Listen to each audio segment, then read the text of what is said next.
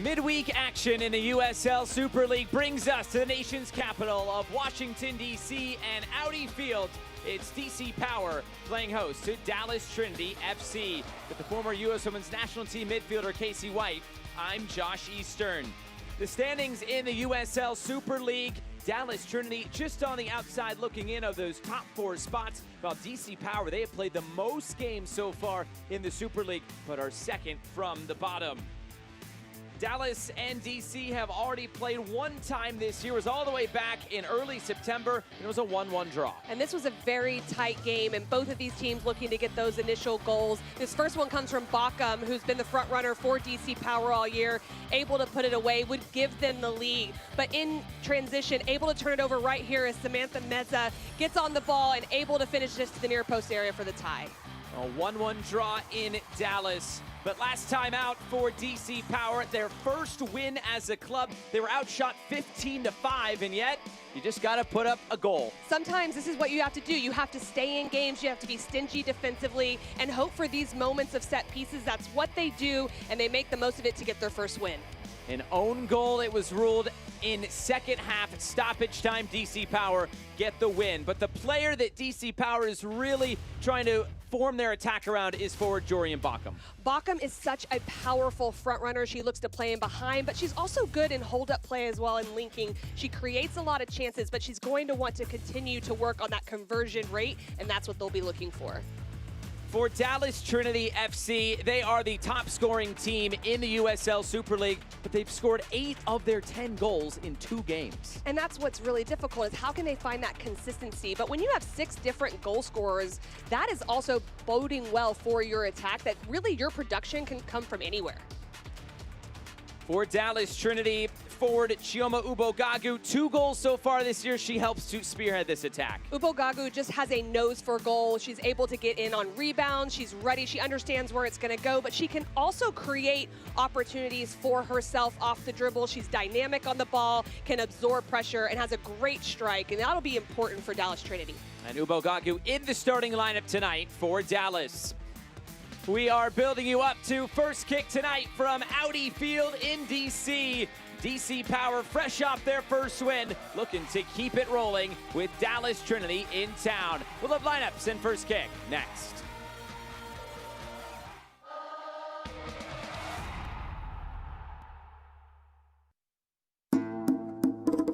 New flavors.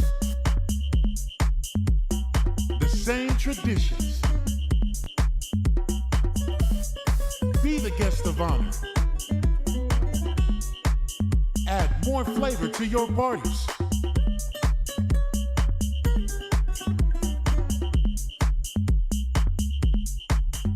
El Jimador. Spiked Bebidas. This is the beginning. This is a first practice, a first video session, a first pregame talk. This is a first ticket, a first scarf raise, a first kickoff. This is a tapestry of clubs and players and communities inspired by those who blazed the trail for women's sports, ready to inspire the next generation. We are the USL Super League. We're part of a movement, and this is our moment.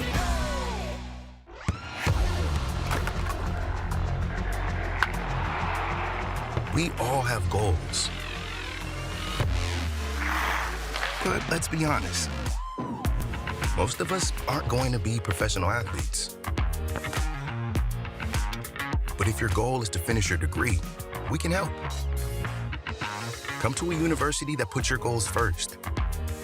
Bellevue University, your partner in finishing goals. The 2 most important days in your life are the day you are born and the day you find out why. Yeah, strict. I said what I said. I don't care. I paint the town red.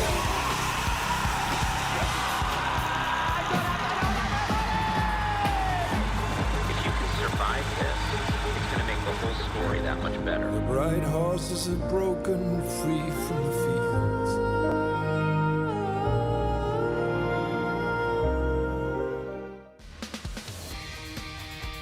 Teams taking to the field tonight at Audi Field in Washington, D.C. DC Power and Dallas Trinity, the lone game in the USL Super League, on this Wednesday evening. Time for today's starting lineups, and we start with the home side in DC Power. It's going to be a 3 or a 5-back for head coach Frederic Briand. Those wingbacks in Escort and Diorio will be very important for them, looking to get forward, but also having to transition into that back line, as you mentioned. And then the front three of Bagley, Ibarra, and Bockham, watch for them to interchange a lot.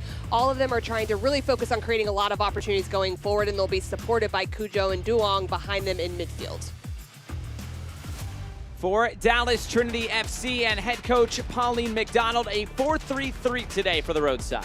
And Thornton will be up top as well with Ubagagu and Shepard. That is a front three that can be extremely dangerous, very hard-working, create a lot of chances. But watch for Amber Brooks to really control things in that middle third for the Dallas Trinity.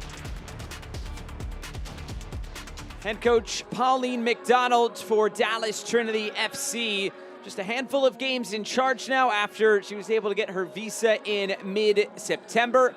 Trying to get this team moving in the right direction, coming off that 2-1 win against Spokane last time out.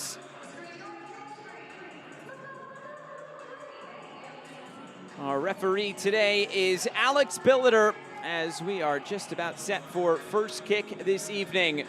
Another home game here for DC Power in their very young history here, just their 4th home game of the year. As for Frederic Briand, the former Utah Royals FC assistant coach, also former DC United player, played on this field in his career, and now leading this DC Power side into this inaugural season. We are just about set to go tonight. Long sleeves are on some of the players. It's a pretty comfortable evening. Shouldn't be any rain in the forecast. There is the whistle, and we are underway tonight. The second all-time meeting between DC Power and Dallas Trinity.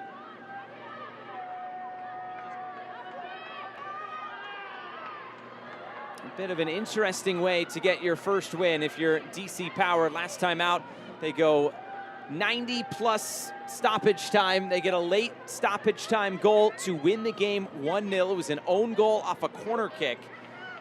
DC Power will absolutely take that. As Frederic Briand said, it was a bit of a weight off their shoulders.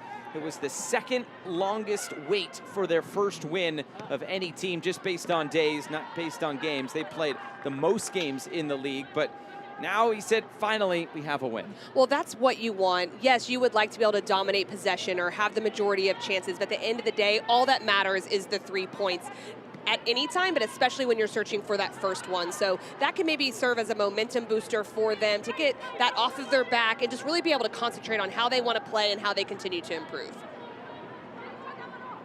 Gabby Guillen to throw it back in play for Dallas Trinity.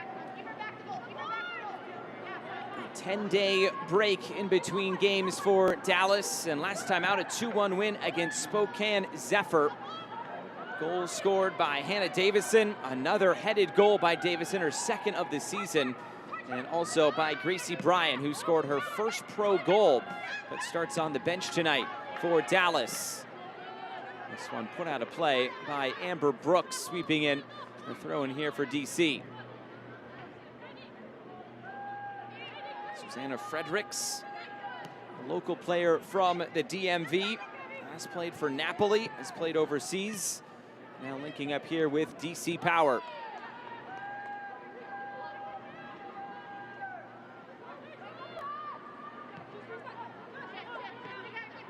Here's Gabby Guillen.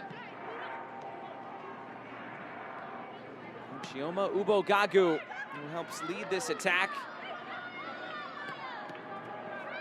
Dallas Trinity at times has struggled to score goals.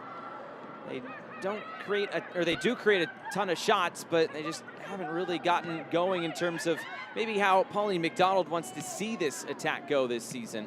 Well, and it's just those units that she's talked about, just getting more comfortable with each other, different types of patterns in the final third and the execution piece. When they do score, it seems to come in waves, but it's the consistency of doing it game after game and finding those opportunities often. Talking with Pauline McDonald over the last few weeks, she's talked about wanting to blend the American game with the European game. I'm curious how that's going to play out here for Dallas Trinity in year number 1. Another start for Maddie White in goal tonight for Dallas as well.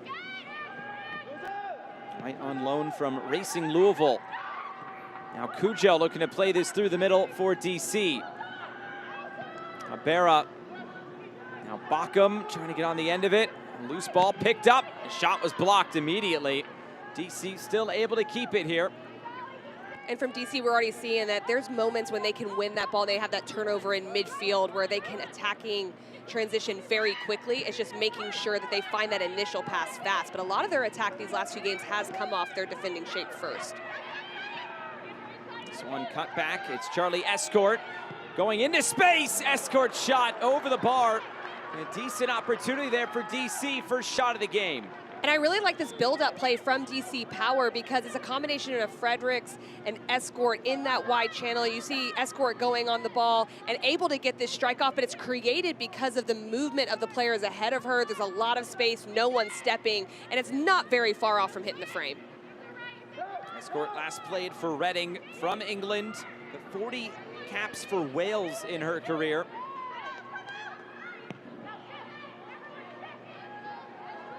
Able to switch the point of attack is Dallas Trinity, and they're coming forward with Jenny Danielson now. There's Lucy Shepard on the far side. And Amber Brooks.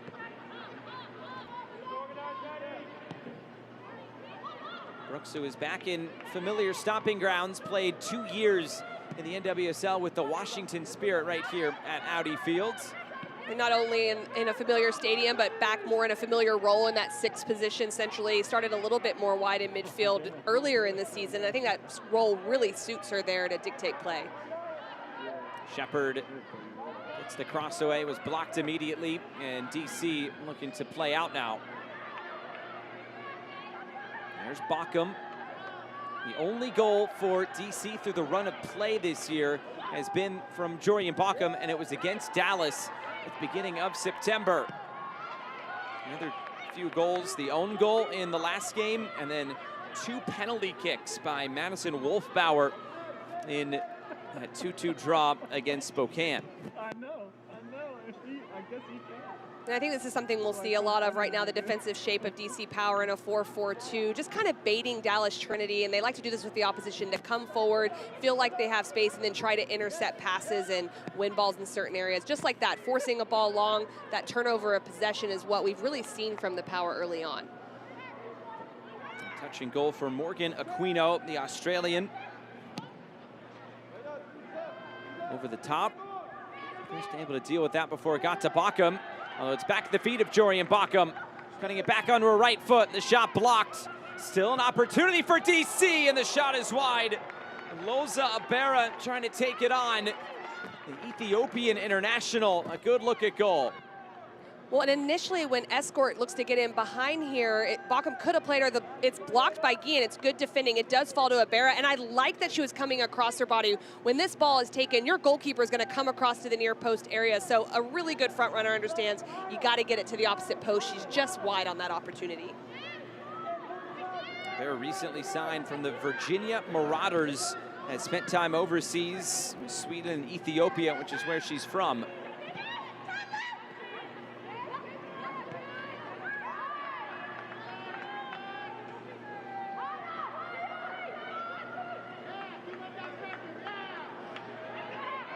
Turned over yet again. Anna Bagley looking in field. Abera and taken back by Sam Meza. Meza did not start the last game for Dallas, but right back in there here today. Deflected cross coming in, and Morgan Aquino is there to take it.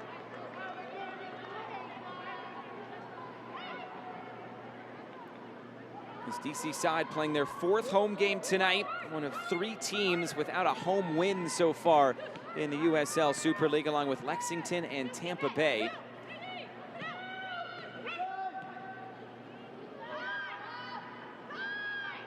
This is a crucial stretch of home games coming up for DC Power, including this one. It is 4 straight games at home before they finish out this first part of the season with road games at Fort Lauderdale and Lexington.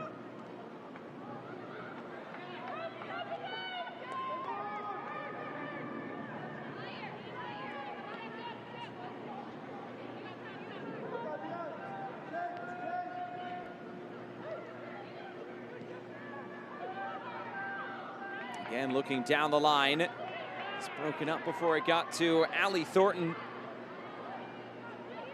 Shepard now. And I think we're seeing from both teams just the ability to keep the ball. Both want to go forward, but there's a lot of patience we're seeing already. It's allowing things to develop a little bit more for both sides.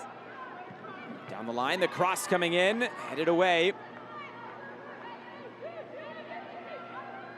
Dallas able to keep it here in the attacking third.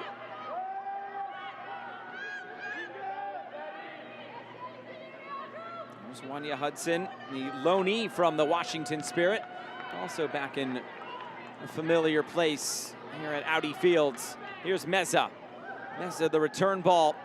Meza's cross floating in, the header away by Claire Constant. And now DC can look up Fields. And I love that play from Meza because she's just in a really good space in behind the midfield line, just as we see the foul called. And Bockham draws that for the Power. But Meza is a central midfielder, but she does have some time in the wide space as well where she's able to get in for crosses. And I think she's just really good in that area. But Bockham's doing a lot of work in this moment and draws the foul on Amber Brooks. Amber Brooks is a very aggressive defensive player, and so Bockham does well to draw the pressure. It'll be a fun matchup to watch between Bockham and Brooks tonight. Briand looking on. Said about this Dallas side, they changed coach, but not really the identity. It was Chris Petroselli that took charge of the first few matches of the season, the general manager, before Pauline McDonald was able to come to the United States on her visa. He said overall an organized team, solid defensively. Last time that they played, he says, we're a little bit more patient and confident now than we were about a month ago. And I think you can see that just in possession, and something that he really focused on was just like less turnovers than the last time that they played against Dallas Trinity. And so I think we've seen that already in the first 10 minutes. There's not a lot of turnovers from DC Power unless they're really taking a chance and a risk in that attacking final third. But that's what you want from your team, is that's where you want them to take the risk. Games coming just about every 10 or so days the rest of this first part of the season for DC, and then they'll have about a 3-week break in between the Fort Lauderdale Road match and the Lexington match. I mentioned they played the most games so far in the Super League. And when you go off points per game, it is not exactly what DC's wanted, but this has been a slow churn so far for DC Power, just with that first win last time out.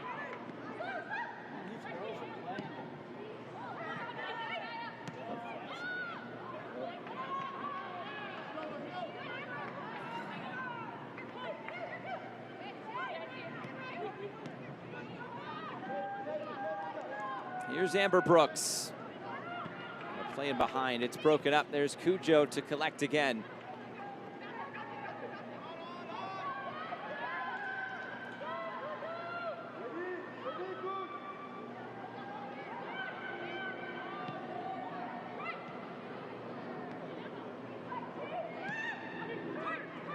On the turn, escort for Bockham. Looking out wide, and the cross blocked down by Hannah Davison. And it looks like a small thing, but that block right there from Davison is critical because the change of point is on. There's acres of space if Bockham's able to complete that pass out to Bagley in the left side. But I love the build-up play we're already seeing from both of these teams, to be fair, but especially down this right side for the DC Power. Escort's been a really big part of that coming into the midfield space, and that type of possession really can offset your opposition and make them go into spaces they don't want to be in.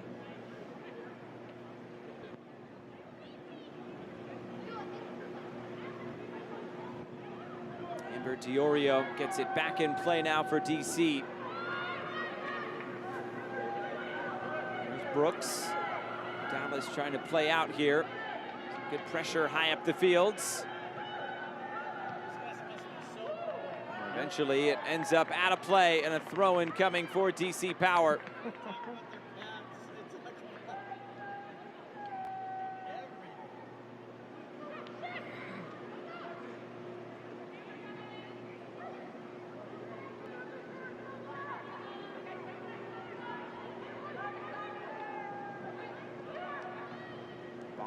Down the line, Abera.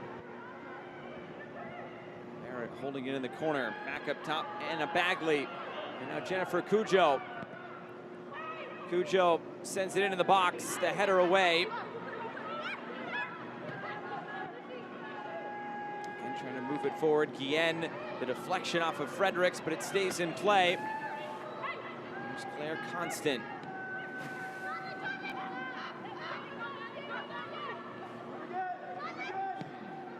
Comes towards goal again, and bouncing once and into the arms of Maddie White. And White does really well on this ball because it's very dangerous. There's just not a run that's cutting across in front of the goalkeeper. That would have made it more dangerous. But I like the 4 against 3 in the wide channel, allows them to keep possession, and the power to put this in. It's Duong that's on the service. Maybe just a little bit too much pace to allow the runners to get on the end.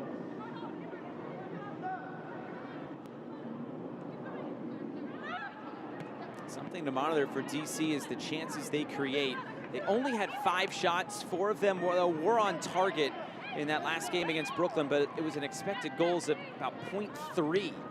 They didn't create much in that game. They only got an own goal at the very end, but Frederick Briand said, I still like the chances we're creating. It's just not a huge quantity of chances, more quality over quantity, if you had to phrase it.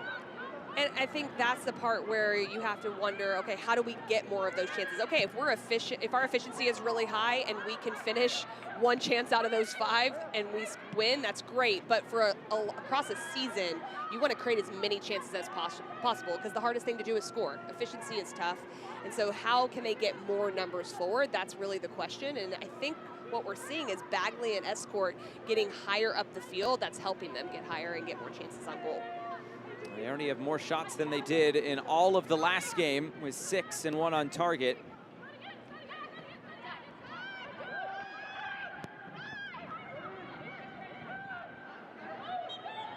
A foul there against Sam Meza.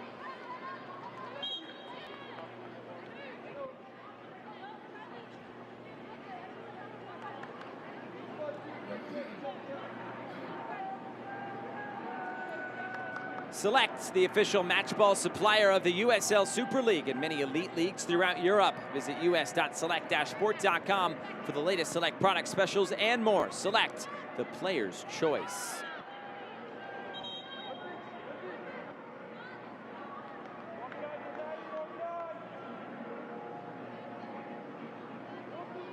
Another foul and a free kick here coming for DC. It's Katie Duong standing over it.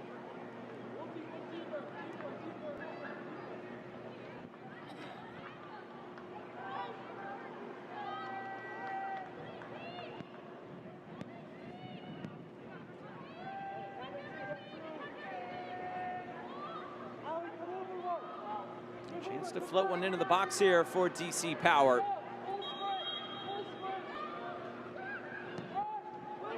Played towards the top of the area, flick towards goal. And it runs all the way through for Maddie White. Nervy moment there for Dallas after that initial deflection. And these are moments that you want to take advantage of when you're searching for goals. This is a good service and even better flick on help. And it was almost like some of the runs stopped because the initial service didn't appear to be in a spot that it needed to be in, but really good second chance opportunity there.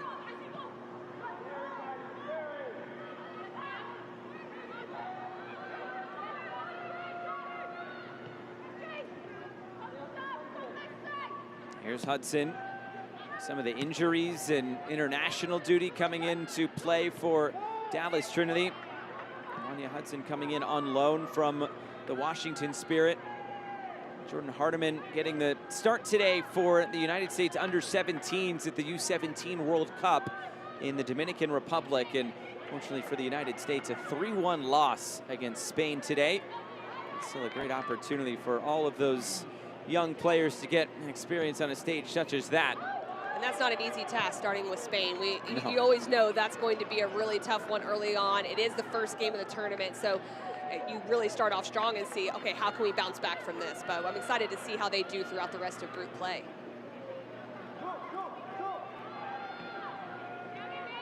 US faces Colombia on the 19th, then Korea Republic on the 22nd to finish out their group stage. Here's Danielson. Meza. Sam Meza trying to get a shot away and does. But a pretty straightforward save in the end for Morgan Aquino. And I like what Danielson does in midfield. She goes on her right foot, plays this ball against the grain, and the movement of Sam Meza is just so brilliant in that moment because she comes off the back shoulder, no one's expecting it, gets into that space and gets the shot off.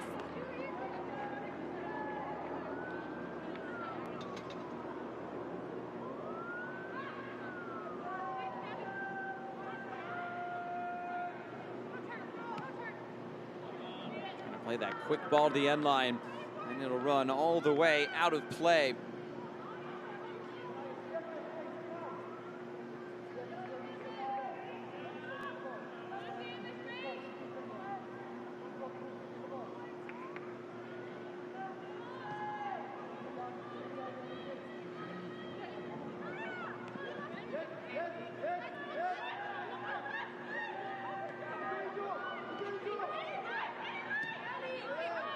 Play down the line, broken up, and move forward quickly. Bera sliding in behind for Bockham. Hudson got a touch on it to put it out for a corner kick. And the Power are doing really well now. They're pressing high, and they're forcing Hudson to be the playmaker in her center back role rather than letting Amber Brooks get on the ball or Danielson. Lots of turnovers due to that, and they're able to take advantage and earn these set pieces. So their defensive structure is really turning into a lot of opportunities going forward.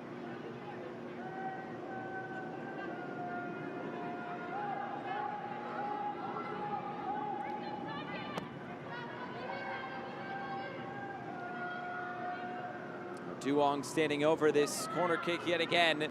First corner kick of the game, and first since that goal that ended up in the back of the net to beat Brooklyn.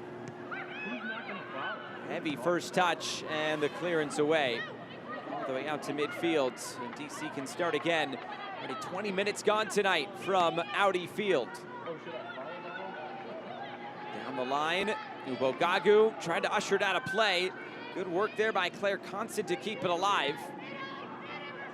See what DC's trying to do in terms of winning the ball back in a good area.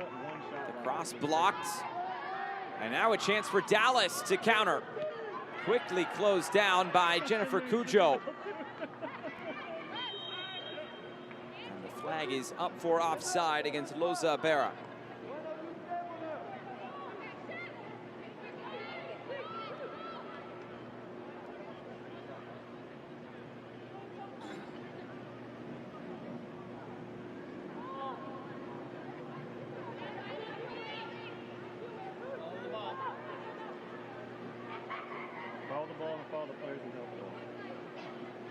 Davison puts it back in play.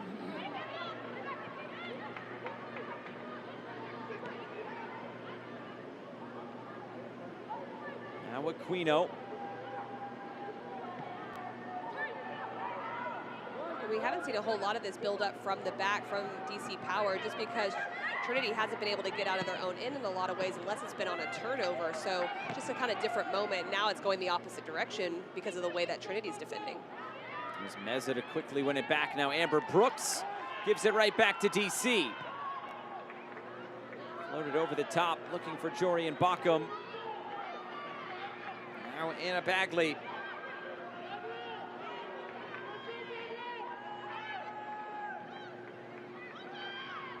Shot coming in, bouncing once, and taken by Maddie White. Well, if you're Fred Briand, I think you're happy about what you're seeing from your front runners. You want a player like a Bera, like Bockham, to be looking for any opportunity on frame. When you get into that final third, it's not so much about the possession, it's just that ruthlessness to go towards goal, and that's something he mentioned to us. He wants to see more of that. So I like that choice selection. It wasn't the perfect technique and execution, but they're looking to score goals, which is a positive. We talked about the quality over quantity from the last game. Not saying these aren't quality chances, but it's definitely more of the quantity that I'm sure Frederick Briand was looking for.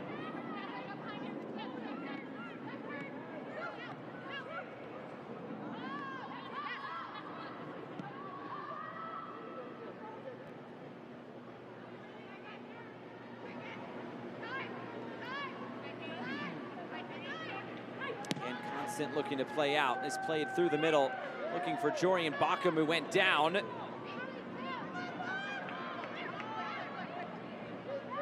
Even with all the chances we've seen, a lot of attention is being paid to Jorian Bockham, top of the formation for DC. Here's Ubogagu now for Dallas. Moves it across, and the shot by Ali Thornton is well out of play. When you can see when Ubogagu just gets on the ball facing forward, the defense collapses immediately, and that allows her to have space to find Thornton. Between those two players, they're very dangerous off the dribble, and we haven't seen a whole lot of that so far because DC Power has dominated in possession. But right here, when you let Ubogagu get turned, you know she's going to look to penetrate, passes it off to Thornton, and then she's looking to score. It just doesn't come off correctly. Here's Danielson and Sam Meza. Meza able to slip by Cujo. So good in tight spaces is Sam Meza. Meza trying to get around Diorio. Shepard able to help keep it alive. Pardon me, that's Julia Dorsey there on the far side. Backham, and now Abera, a heavy touch. Davison steps in, and Davison wins it back for Dallas. That's really nice from Davison with all that pressure on her to keep possession. You could do the safe thing, but look, now it spurs this attack going forward. Just the technical execution there at the end, but you love seeing that from your center back and a comfortability in possession. That's the first time he did it. Floated over the top. And it'll run through for Maddie White, whose clearance into midfield finds Amber Brooks. Don't even tell me that he's coming. He's there. Meza.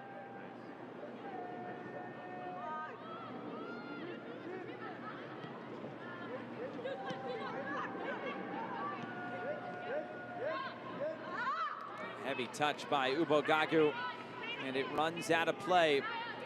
25 minutes in, 6 shots for DC, just 2 for Dallas. Where Dallas coming into play and scored the most goals in the Super League on the least amount of shots. DC has scored the least amount of goals in the Super League. Well, that's a little bit of a scary stat if you're DC right now, because they have dominated some of the possession and they've been able to create more out of that possession that they've had. So you've really got to be alert, and Cujo's going to be a big part of that in midfield and making sure that if anything happens in transition that they're ready to go, because they don't want to be lulled into thinking just because they haven't created a lot of opportunities that they can't give up a goal. Here's Escort. Escort's early ball in, looking for a bear in the middle. A heavy first touch. And Maddie White is able to hold on. It just bounces up at the worst moment if you're Abera, because it's a great ball in the sense that it's behind the back line, but with it being lifted, and it had to be to get around Hudson, it just bounces up so high. Abera is a little bit too close to it when it does, and Maddie White does a great job in smothering that.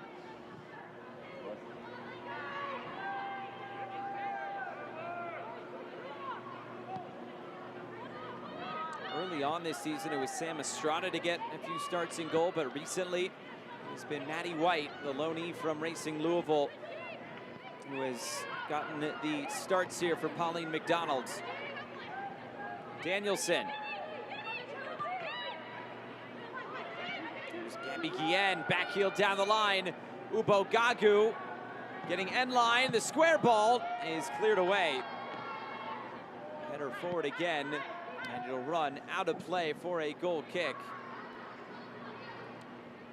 Well, you'd love to see the creativity from Guillen in this moment as the outside back getting forward, understands there's pressure coming, knows where Ubogagu is, first time ball. It's this first touch from Ubogagu that just lets her down a little bit. If that's taken inside, there's an ability to make a more accurate cross, but already better from Dallas Trinity. And I love seeing that kind of technique from an outside back or a defender as they get forward.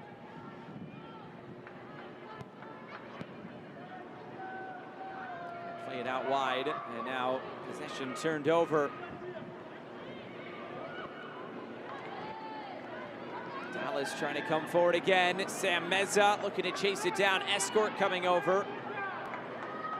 Escort will see this out of play. Well done here by DC's number 12. If you can't watch the match, shown on Sirius XM FC 157, North America's only 24/7 source for engaging soccer talk, including live matches from the USL Super League. Visit uslsuperleague.com/SiriusXM to view the schedule.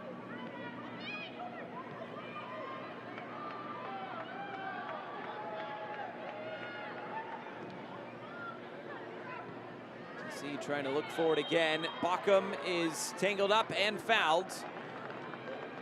Well, that's the space that I think DC Power can continue to take advantage of. It's on the side of Amber Brooks. They're in a 4-1-4-1, so the space is to the side. So that ball into Bockham, the ball into Escort in those inside spaces works. This foul's called because Bockham does get there first, and then there's the contact. So it makes sense to call it, but I think that's the space for DC Power to really get into and try to make Brooks go side to side defensively.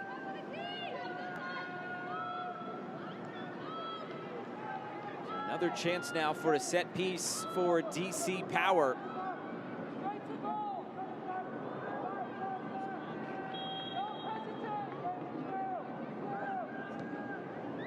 Floated forward, the header to the back post.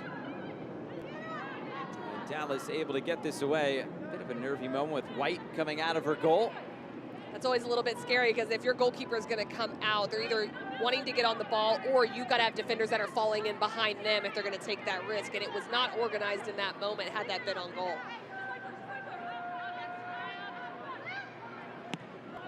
Constant. Ball for Fredericks. Meza looking to win it back.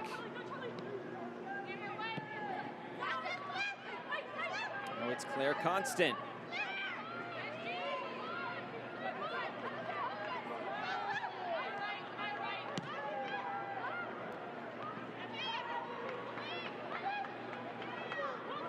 Here's Wolfbauer. Trying to weave her way through the middle. Still Wolfbauer. Wolfbauer going for it herself. Eyes got really big as she came through the thirds. Well, she was certainly feeling it. I thought it was going to be played wide. I think that might have been the better option in that moment, but you can't falter. She had a lot of success here as a center back in sport. That first touch, she makes the most of, and I actually think she meant to do that on the turn with the pressure coming from her right side. Gets through the midfield and says, you know what, why not? I'm all the way up here. I'll go for it myself, and goes for the left-footed strike. It was Madison Wolfbauer who won the Golden Boot at the soccer tournament while playing for the North Carolina Courage this summer. Great event in Cary, North Carolina. Here comes Dallas back the other way. Cross fired in. And again, another clearance there for DC Power. Well, I knew I recognized Wolfbauer when you brought that back up. I was with the U.S. women, but I was the coach. I wasn't playing it. I couldn't have played against her. So she was giving you a headache. Yes, she was. It was a very close game, but a lot of fun. It's turned over. Oh, but a foul. DC thought they were off to the races. A whistle from referee Alex Billiter bails Dallas out. And a good pressing moment from Cujo right here. Just clips the heel. And yeah, it does clip the heel. It's slight, but enough to impact. And Bagley was ready to pounce. That would have been a big opportunity going the opposite way. So it needs to be called in that moment.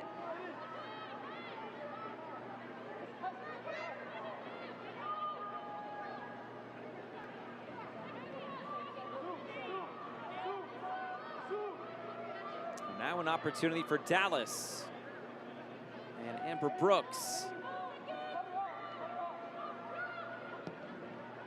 Brooks floats it forward. Aquino comes to claim it and just does hold on to it.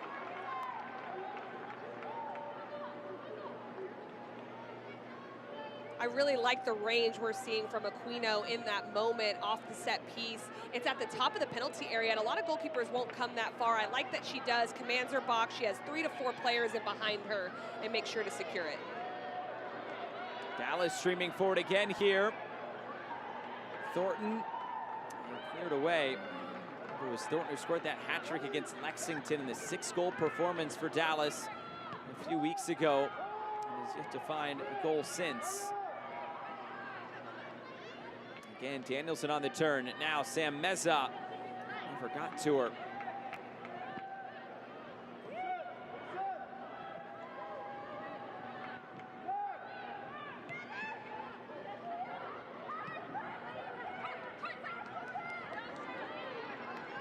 Challenge put in there by Gabby Guillen.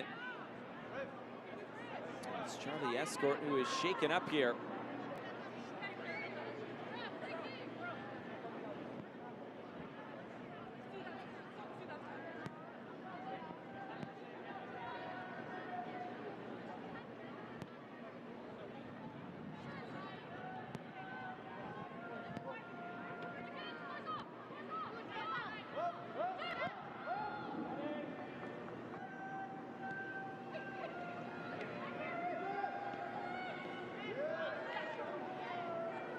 throw in here for DC Power.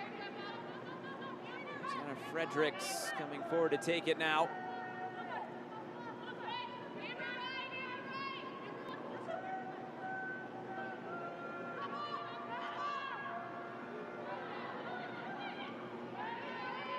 This will run out of play.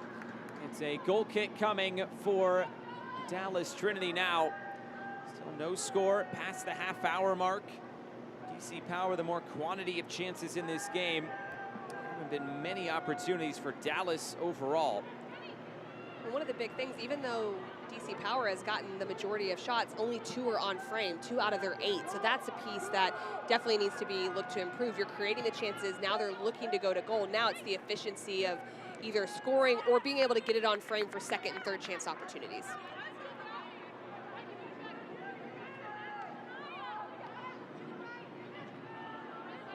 Meza stepping in.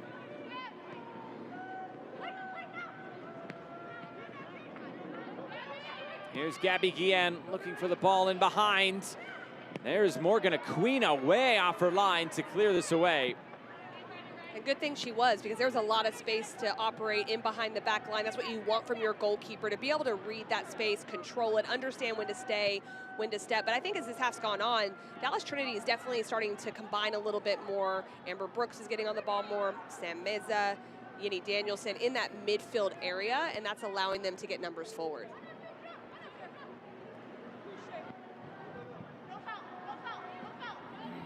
Danielson again looking in fields.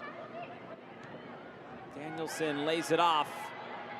The extra pass to the far side. Shepard lets it run all the way to the end line. Now Shepard lifts the cross back in. Cujo's header away as far as Meza, and now the clearance.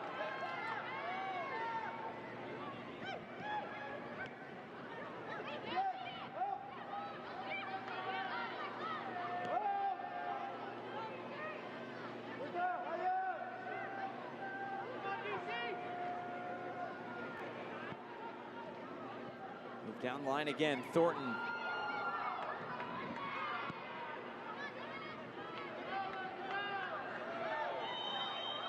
A foul here. It's Ibarra who goes down. And the referee already telling Amber Brooks, no more. Well, there's really not a need to foul in this moment because the back-to-goal pressure was there from Brooks to keep her going. But I don't mind this because it does stop a transition moment. It's a talking to, but it's not something that's a horrible foul in this moment. Catches that left part of the leg. Definite call that needs to be made, but it stops the transition and allows Dallas Trinity to get behind the ball.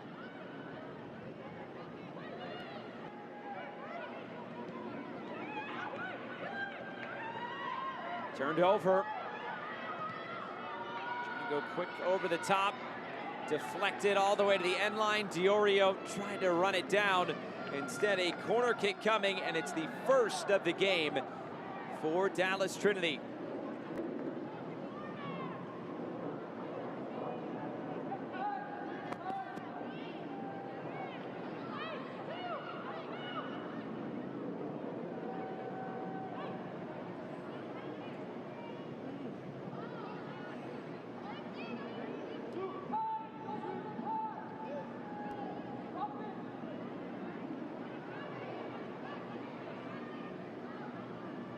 Bogagu lifting it in. The heads go up. It's still not clear. Amber Brooks will track it down. It's laid off for Meza. Meza going for the top corner. Not too far away from Meza. And there was a little bit of hesitation as Meza goes to play this, and she takes that extra touch. It does create a good angle for her. Amber Brooks keeps possession. That little touch hesitation there, and then finally decides to unleash this shot, trying to get it in with power to that far post. Not a bad opportunity there from the top of the box.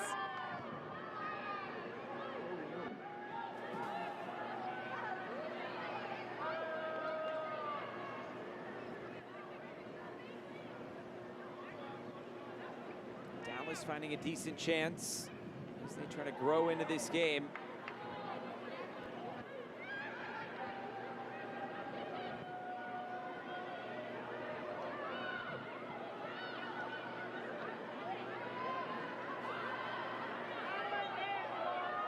out of play, another throw-in.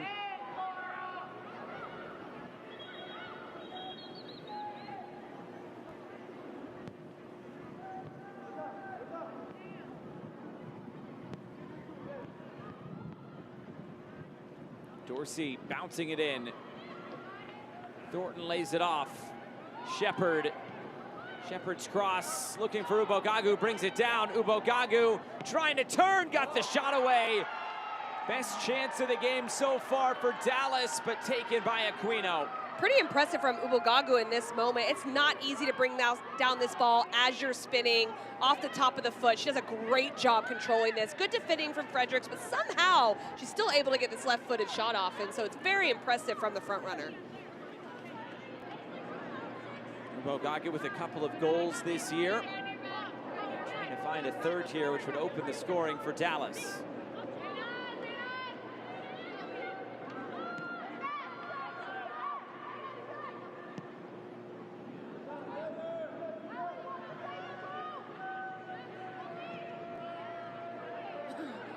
Moved over the top. Goalkeeper off her line. Wolfbauer cuts it out for DC. And needed to.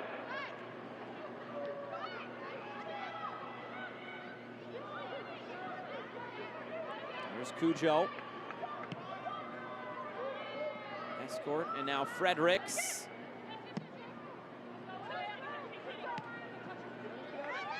Here's Duong in the middle. It's Bockham, gets it back, looking in field, another clearance away.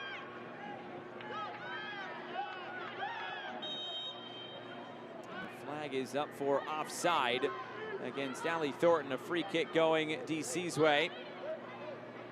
Before play can resume, referee will check on Jennifer Cujo. One of the things I really like that we're seeing in this first half from both of these teams, I think we're going to see it more as the season progresses. No one really has a lot of needless turnovers. There really is kind of this almost like half-field game going on. At times, DC Power has possession. There's not a lot of transition and not a lot of turnovers. Then Dallas Trinity experiences spells of possession as well. You're seeing just the comfortability on the ball continue to increase from both teams, and they're able to really figure out their build-up patterns to go forward.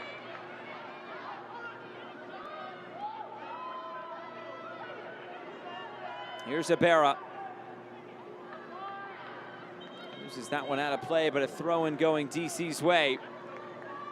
They started off so bright. The shot's still in favor of DC by 8-2.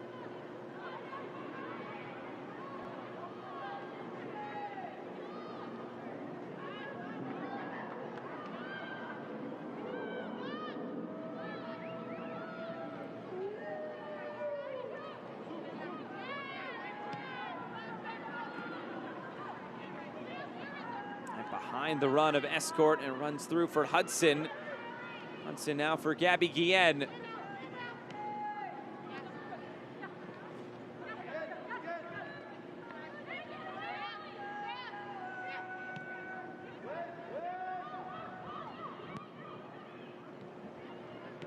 Broken up, Bockham was right in between Bockham and Ibarra. Neither could get onto it.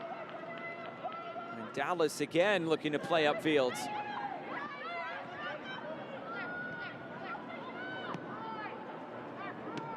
What we're not seeing from DC Power, they really made the center backs distribute a lot in the first 20 minutes of this game, but now Dallas Trinity's kind of figured that out and they're able to build up a little bit more. So can the Power figure out how to put more pressure again on Davison and Hudson in the back and see if they can force those turnovers? That's when they were playing at their best in the opening few minutes. Maybe a task for Fred Briand at halftime.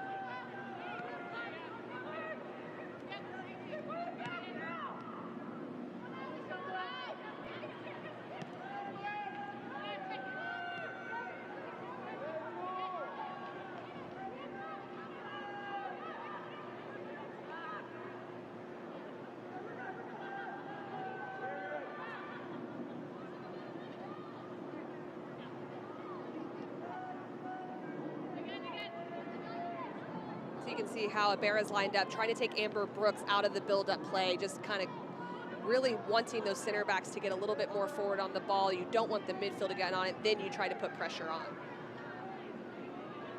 Dallas looking to pass right through it. Shepard forced away from goal, and then it's out of play. It was last off Shepard, and a throw in for DC.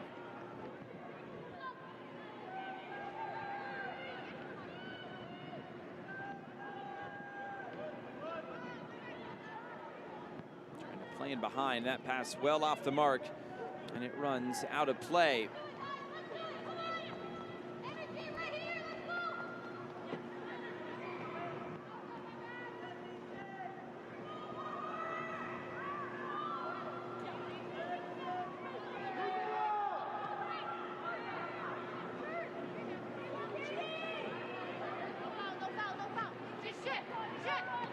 Meza for Hudson, and Hudson couldn't keep that in play. And still a stalemate between these two sides that played to a 1-1 draw in early September. The highest scoring team versus the lowest scoring team. And a team in DC that has scored just 1 goal through the run of play. Nobody on DC Power has an assist so far this season.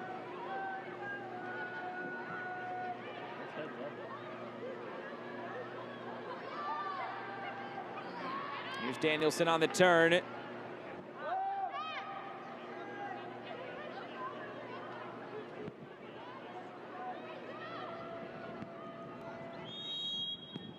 And the first half has come to a close. It was a fast start for DC Power, but not able to pay it off with a goal. Dallas has slowly gotten into this game, but no goal so far.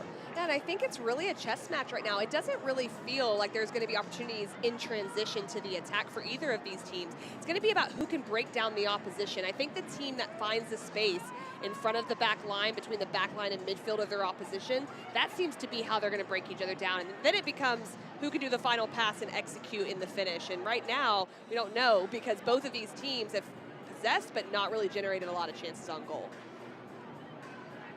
Now the teams will head to the locker room. Jorian Bockham talking with Jennifer Cujo and Loza Ibarra about that front line. Wanya Hudson with some thoughts as well for Gabby Guillen, but this is kind of what this first half has turned into, as you talked about, a chess match between these two sides. But we are still at the break, and no score between DC Power and Dallas Trinity, as we are glad to welcome in Dallas midfielder Sam Meza. Well, Sam, nothing to split these two sides through 45 minutes. How would you kind of assess how this first half has gone? Yeah, I mean, I think, you know, as for our team, I think we just need to move the ball a little bit quicker. I think, you know, we need to play together a little closer so we have a little bit more options. And really, it's just about the tempo. I think we need just a quicker tempo. And Sam, Casey White here, great to see you in midfield there, helping in possession. As you guys grew throughout the half, you were a big part of that. What would you like to see come out of that possession from your group to create more chances forward? Yeah, I just think, you know, going forward more and quicker. I think, you know, we had opportunities to go forward, but I think we're a little delayed on our choice to go forward. But I think as the quicker we can turn and go and drive forward, the faster, the better. Sam, thanks so much for your time. Good luck in the second half. Thank you. That is Sam Meza of Dallas Trinity FC. No score at the break from DC, or DC Power, and Dallas Trinity are locked at 0-0. Stay tuned for halftime.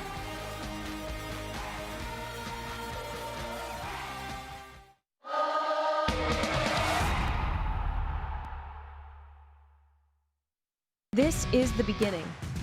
This is a first practice, a first video session, a first pregame talk. This is a first ticket, a first scarf raise, a first kickoff. This is a tapestry of clubs and players and communities inspired by those who blazed the trail for women's sports, ready to inspire the next generation. We are the USL Super League. We're part of a movement, and this is our moment.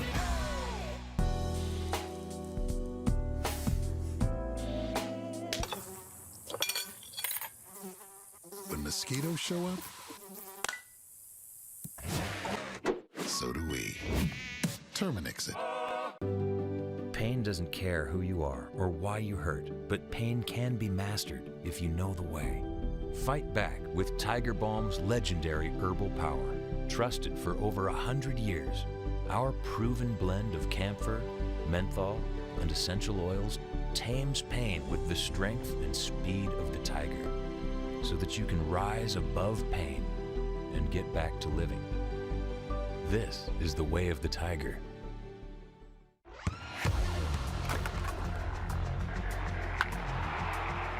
We all have goals. But let's be honest, most of us aren't going to be professional athletes. But if your goal is to finish your degree, we can help. Come to a university that puts your goals first. Bellevue University, your partner in finishing goals. The two most important days in your life are the day you are born and the day you find out why. Yeah, trick. I said what I said. I don't care. I paint the town red.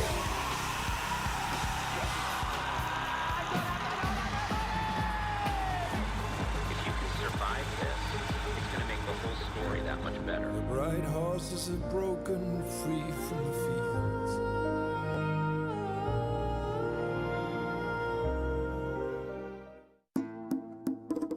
New flavors. The same traditions. Be the guest of honor. Add more flavor to your parties.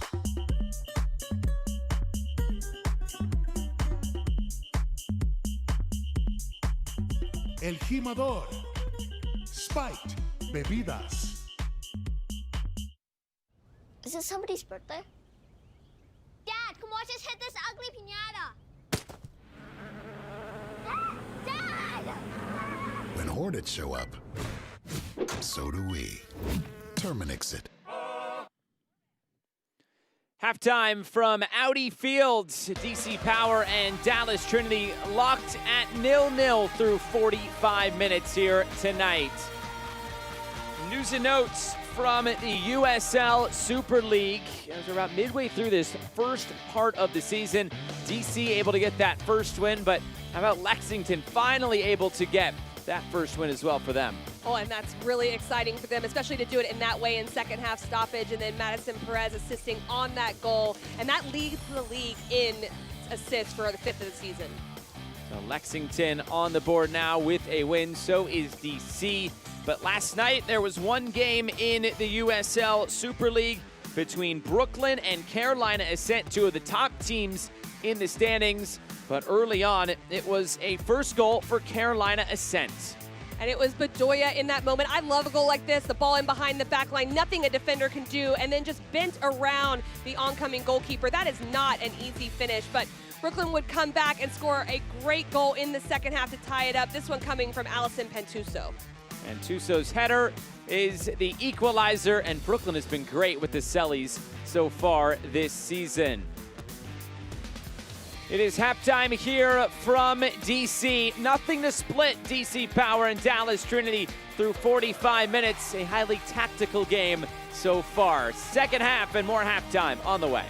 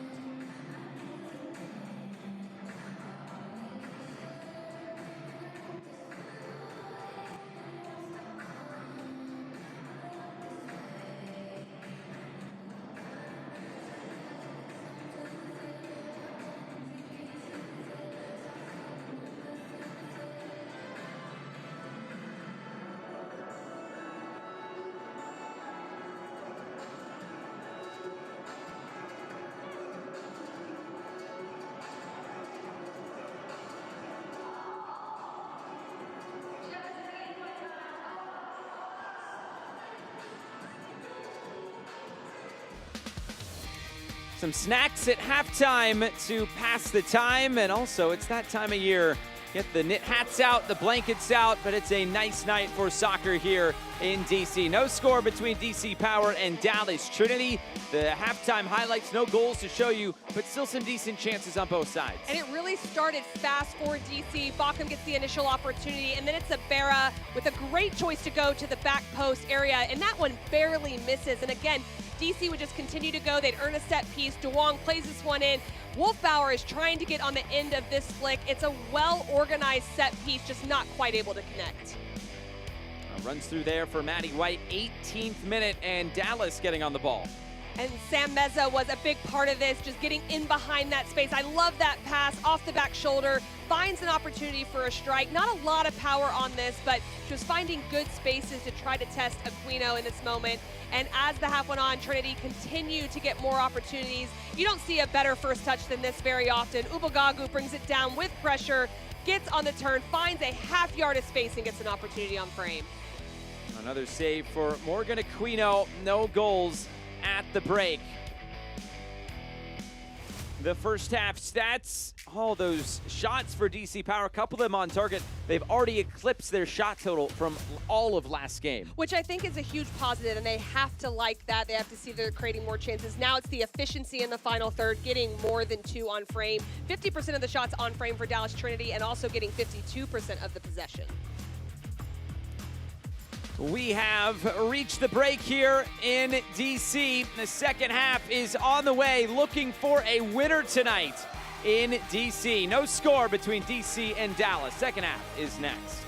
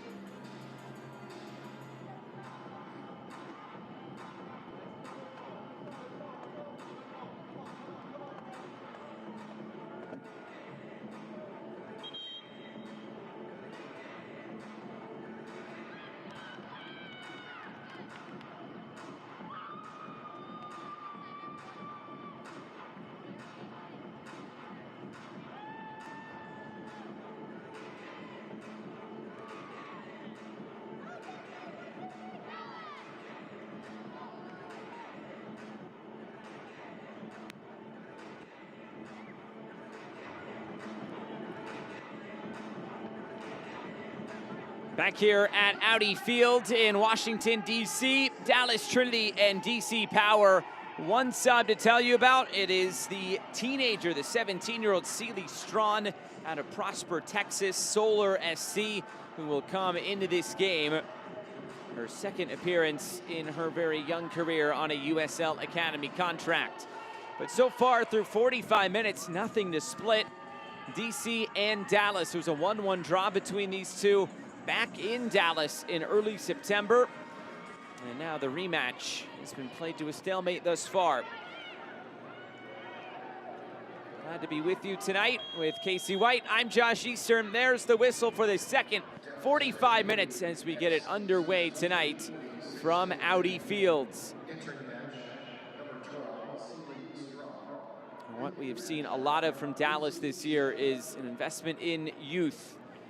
The other teenager on the bench tonight, Camden Fuller, the 16-year-old. We've had Jordan Hardiman earlier this year as well, has been a regular starter, has been in the starting lineup quite a bit, is out on international duty, which is why she's not in the lineup here tonight. And an investment in the youth, an investment in local players as well for Dallas Trinity, which is exactly what Chris Petrucelli told us at the beginning of the season, saying we wanted to start with a base of players from the Dallas area. Yeah, and I think that's smart. You create a pipeline, you create a buzz around the team, and when you have players like that who are deserving of it, it also helps the rest of the youth game, the players that can see that there is a way to get into the professional game, and I love hearing that from Chris Petrucelli. And being from Dallas, I'm you know, definitely into that for sure, as you see all those young kids being able to play. A big jersey pull here. That's a no doubt yellow card for Claire Constant, pulling back Sam Meza.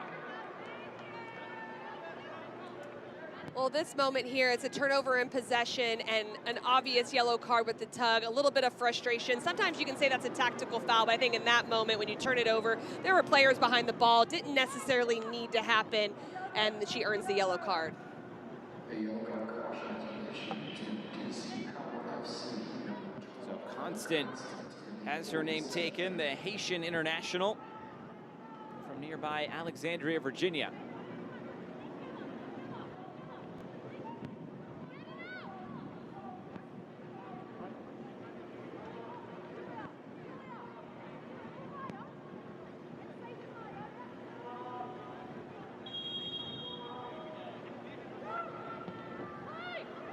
Ball floated in, just a bit too tall for Allie Thornton. Appeal for handball. A big appeal there from Dallas. Waved away. Now Dorsey going down in the box. And cleared away by Loza Ibarra. That was great defending from Ibarra. Again, moved out wide. Dorsey cutting it in. Strawn taking off the ball. Here's Danielson, back for Strawn. Strawn trying to keep it in play, and it's a foul going against Dallas.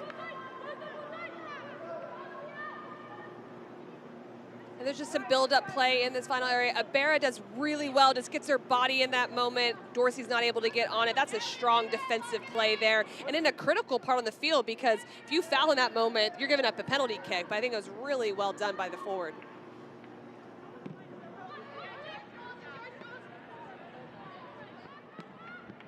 Her out of play. Fred Briant still got that touch. And the throw in here for Amber Diorio in DC.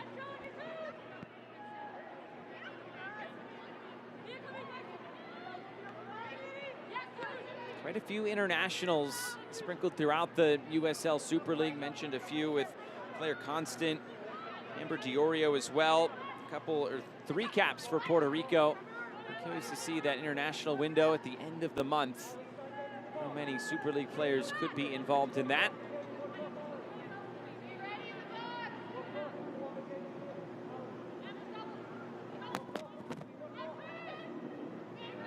Throw comes all the way in. Danielson let it run through. There's Danielson to collect again. Now Amber Brooks.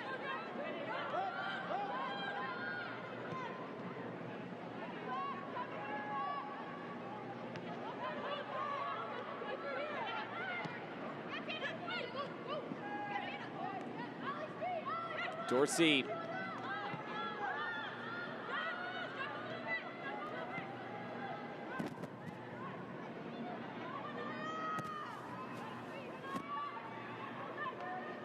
Hudson looking for an option, looking upfield, connects with Ali Thornton. Ubogagu was making the underlapping run and broken up. There's Wolfbauer. But that was better from Hudson in build-up. In the first half, we saw a lot of turnovers from the center backs of Dallas Trinity there. Yes, under a lot of immense pressure, but makes a good decision just to release it by playing it behind the back line to the oncoming Thornton.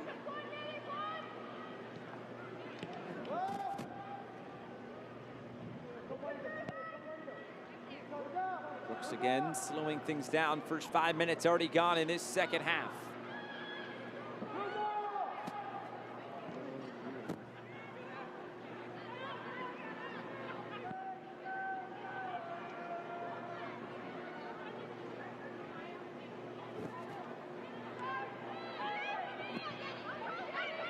Bouncing around, here's Danielson. Now Brooks and Gabby Guillen.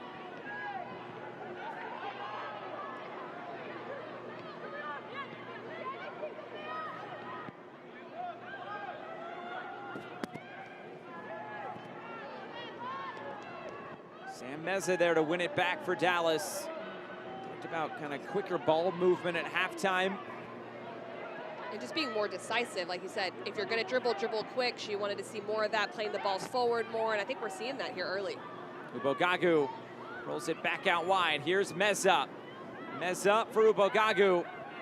Ubogagu gets the shot away. It looked like there was a slight deflection on it. There was. It's a corner kick. And there wasn't an initial great connection with the shot either, but it does deflect and it'll go out for the corner kick. It's good interchange here, a lot of play between Brooks, Ubogagu, Meza, and just finding that left foot, just really good combination play in the wide area and just able to take it on. Anytime Ubogagu's facing forward, she's looking to try to create something on frame.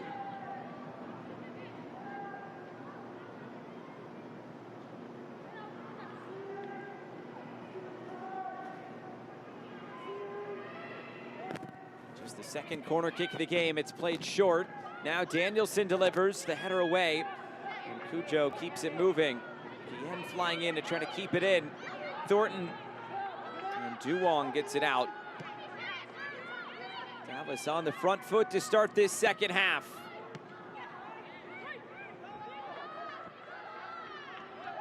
Ibarra.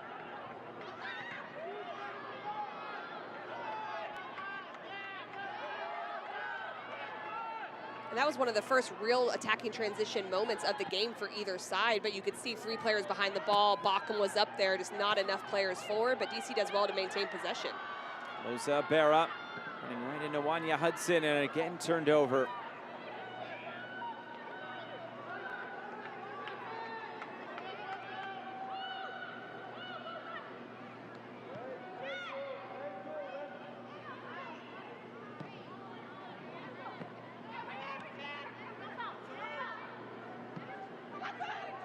Ubogagu for Danielson. Cujo has come over there tightly against Danielson defensively and out for a throw-in.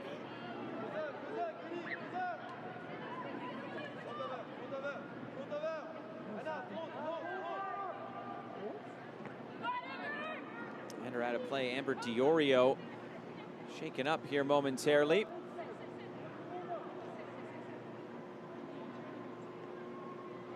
Aside from the 1 yellow card to Claire Constant, there have not been many fouls or stoppages in this game. We had no stoppage time in the first half, which these days is very rare. That's pretty rare, you're right, it is. And it just looks like there's that contact right at the end as Strawn is trying to flick this on. Diorio comes through really strong. Looks like she takes a little bit of a knock on the chin there. So needs to definitely be checked out in that moment. Moved out wide for Danielson off the throw. Cross deflected as it came back in, and the clearance for Anna Bagley. Turned over, Gabby Guillen. Now Meza.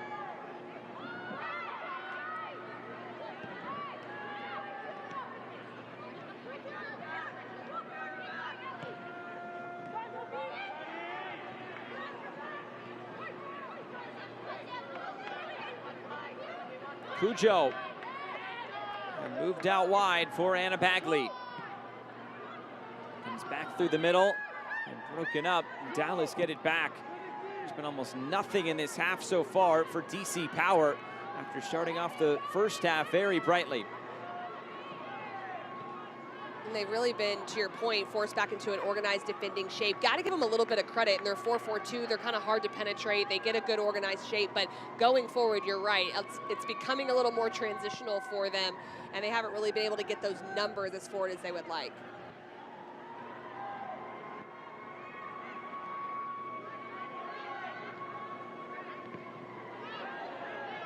Down, and now it's Cujo through the middle for Loza Berra. Bockham trying to put some pressure on, and all the way back to Maddie White.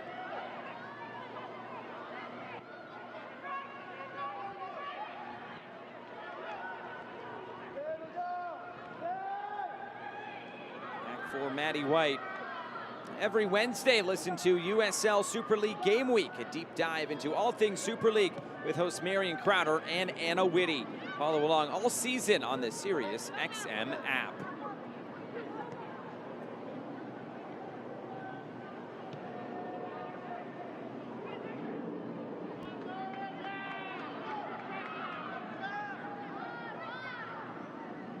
Dallas in firm control at the moment, but still looking for that opening goal here tonight.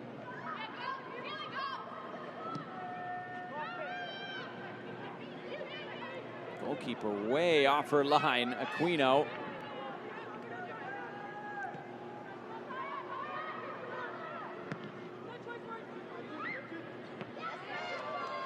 Dorsey getting that header there.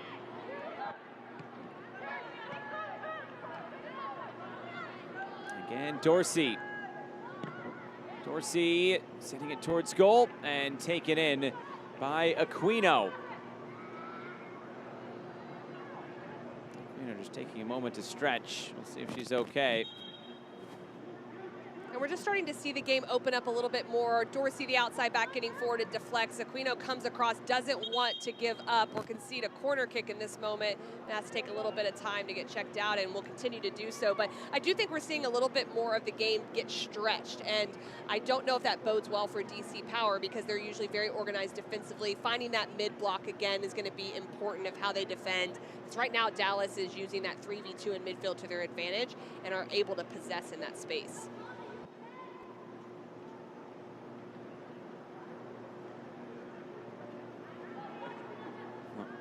Aquino down and being tended to now. She's been pretty active so far tonight for DC Power, keeping Dallas Trinity at bay. And just some opportunities early on. Meza was able to get this one. Aquino's able to dive to her left, and coming out, really good range from the goalkeeper in this moment. Doesn't secure it on the first one, gets onto the second one quickly, and this was probably the biggest save of the first half. Ubagagu gets on the half turn, trying to go to the far post, and it's just right from close range. Aquino's able to hold on to it.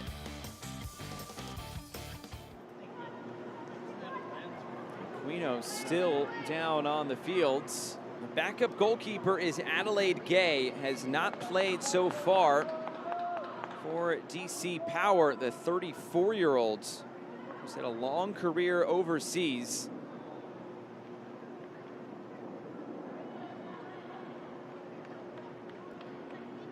This is one of those interesting moments because you have a player that can come in as a backup goalkeeper, but getting comfortable with the back line is something quickly, especially in a moment, not only first game of that happening, but also where they are a little bit disorganized right now defensively. So that would be a really tough thing to have to do at this moment.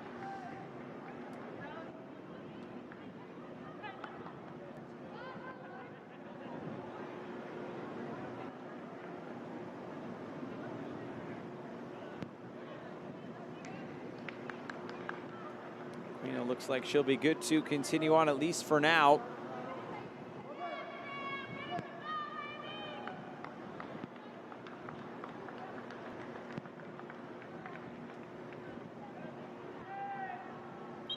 Rick Briand looking on here.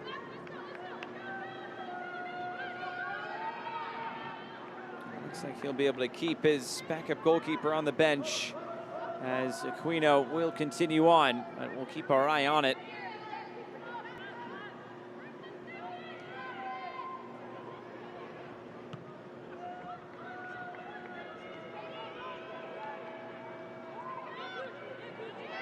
Cujo wins it back in the middle for DC. Danielson right there to get it for Dallas.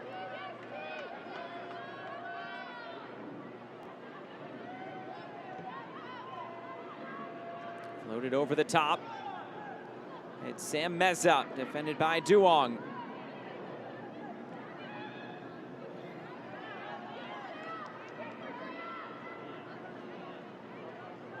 Meza looking in fields. Meza weaving through and laying it off for Julia Dorsey. Running in behind, and Danielson didn't make the run. It's out of play. And I think the combination of Danielson and Meza has been really good in midfield. Earlier in the year, Danielson was playing a bit higher up in that center forward 9 position, but her moving a little further back has allowed Dallas Trinity to be more comfortable in possession.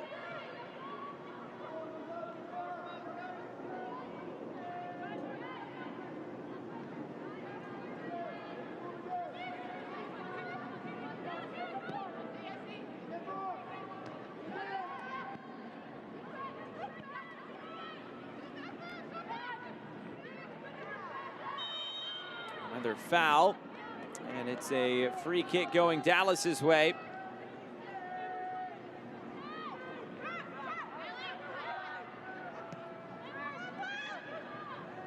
Allie Thornton touching it ahead. Yenny Danielson. Thornton up there by Cujo. Now Dorsey and Danielson again. Cujo breaks it up.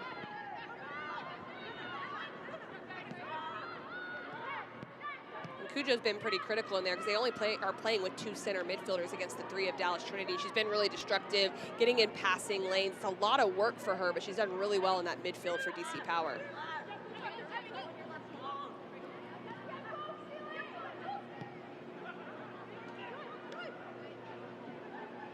Here's Guillen.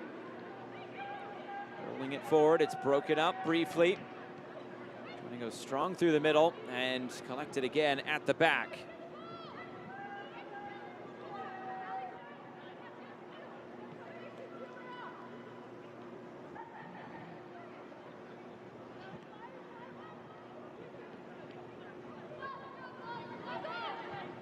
Bauer, and now Cujo.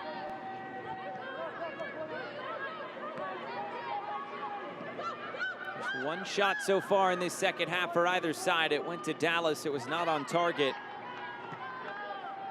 Bagley.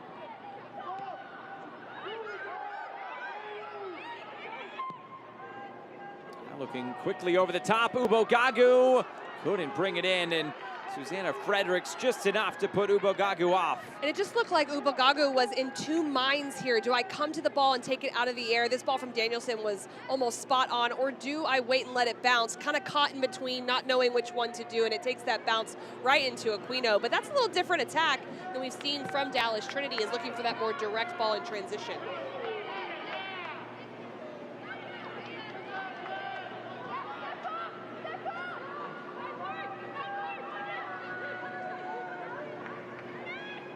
For Aquino and DC trying to get on the ball. They've only had 38% of it so far in this second half.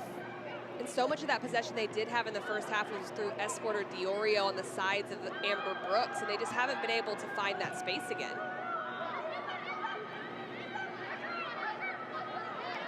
Move it down the line. Diorio loses it out of play. And play will be stopped. There are subs coming. The first sub will be on. Katrina Guiu will enter for Charlie Escort. Will also be Malia Martin coming on to replace Amber Diorio. And the other sub, we'll see Mariah Lee come on. And coming out is Loza Abera. So a triple sub here for Frederic Briand and DC Power as they try to inject something into this team in the second half.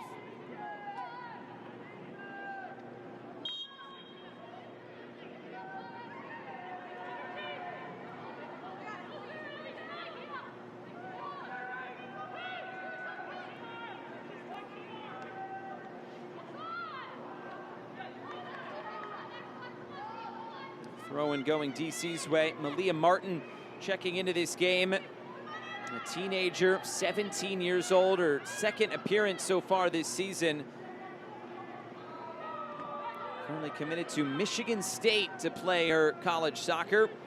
Part of the Northern Virginia Alliance setup in terms of her academy.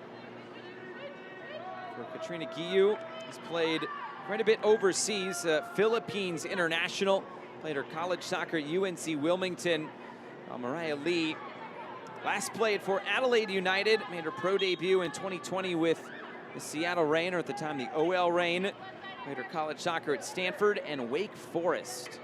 Well, I'm not surprised to see these changes coming right now. There's been a significant amount of time that's passed where DC Power hasn't really looked like they were sorted in possession. They've been having to defend it for long periods. So sometimes you just need to change the personnel, see if there could be a little bit of a different look to make Dallas Trinity uncomfortable.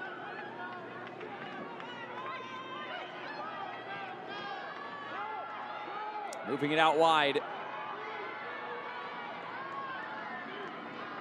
Again, turned over.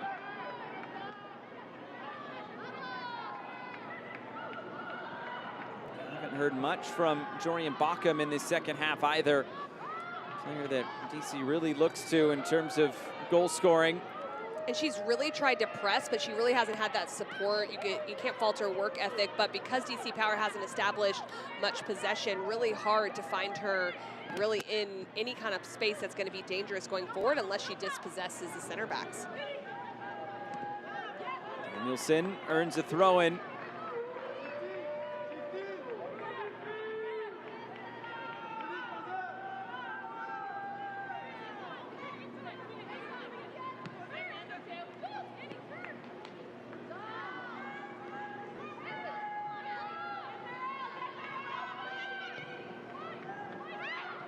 Coming infield, Zubogagu lays it off for Meza.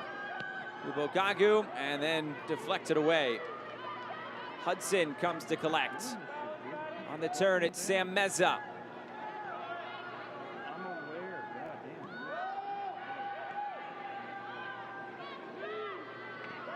So you can see Bockham trying to press there, but now the back line's doing just a little bit better in keeping possession. That comes with movement as well. Strana, good first touch. Now it's Zubogagu.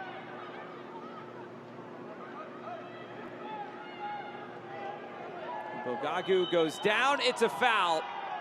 Free kick to Dallas Trinity. And that's just experience coming in right there from Zubogagu. She just steps to her right, uses her body to absorb the pressure.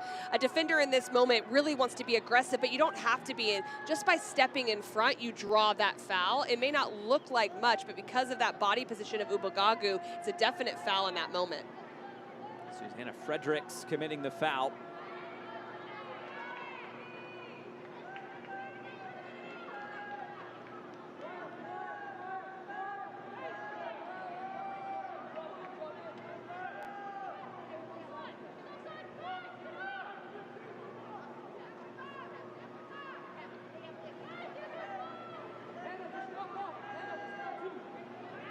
Zubogagu and Danielson stand over it. Towards the top of the area, and Sam Meza, who goes for goal, and it's wide.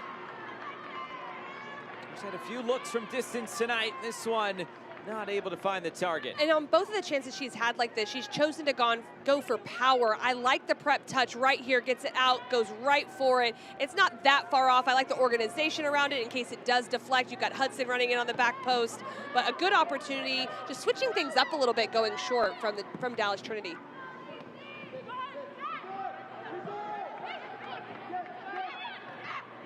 Oh, it's turned over. Mariah Lee just onto the field, looking for the centering pass. It's still available. A swing and a miss. Now a chance from distance, deflected towards the end line.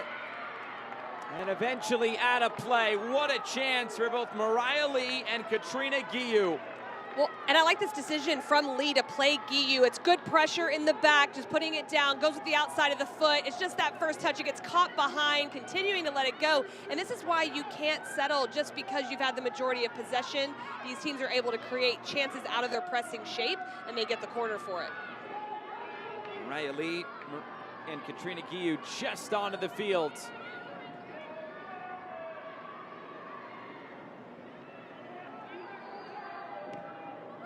Swinging corner kick played back post. Comes to the top of the area, and Cujo skies it, but that was a decent chance there. I love that ball from Duong on the corner kick. It's perfectly placed. There's good trajectory, but it falls into an area that's really dangerous against Dallas Trinity. And you can just see how DC Power is going to stay organized. They're going to try and stay in this and just see if they can get 1 or 2 opportunities. Can they convert?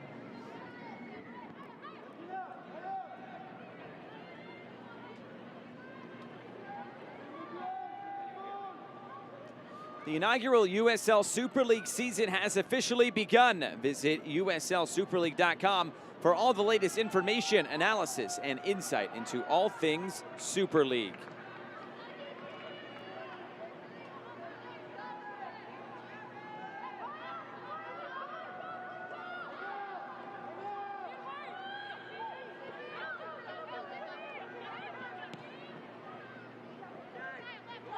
Bockham, good move to find space. Jorian Bockham looking in behind, pass deflected. Now Duong. Trying to return it, Duong stays with it here for DC.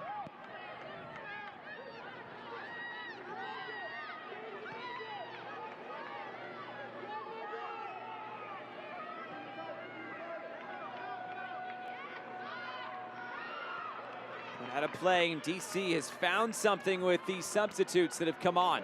And sometimes you just need like 1 or 2 opportunities. It just injects some confidence, some energy, and now they're starting to play a little bit higher. Some new spots they're getting into, and that one will roll out. But Giyu was getting in an inside space that Escort was seeing early on in the first half, and then Trinity adapted to it. But now we're starting to see that with these new players that have come in.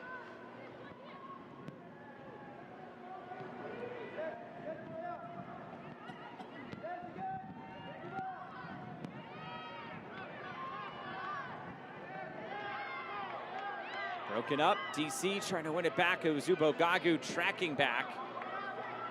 Possession was 53% for Dallas in the first half. In the second half, it's up to 61%. Not too much of a surprise that the numbers are confirming kind of what we're seeing. Although this is turned over again. Jorian Bockham. Bockham finding space. Bockham just ran out of room. Those gold jerseys coming to converge on Bockham. Some really scary moments, though, for Dallas Trinity out of this press right now. They're giving up balls in really, really tough areas. Mariah Lee lays it off for Cujo. Jennifer Cujo out of play. And it's just a little bit too nonchalant out of the back for Dallas Trinity. Davison on the dribble here has a missed touch. It's Bockham. I love this first touch from Bockham, their separation, but good recovery from Davison. And then it's Sam Meza, who's just done so much work defensively, not only just when she's on it, but working back. This one finally goes to Cujo, not able to find the frame, but DC Power starting to get a little energy back into this one and making Dallas Trinity uncomfortable.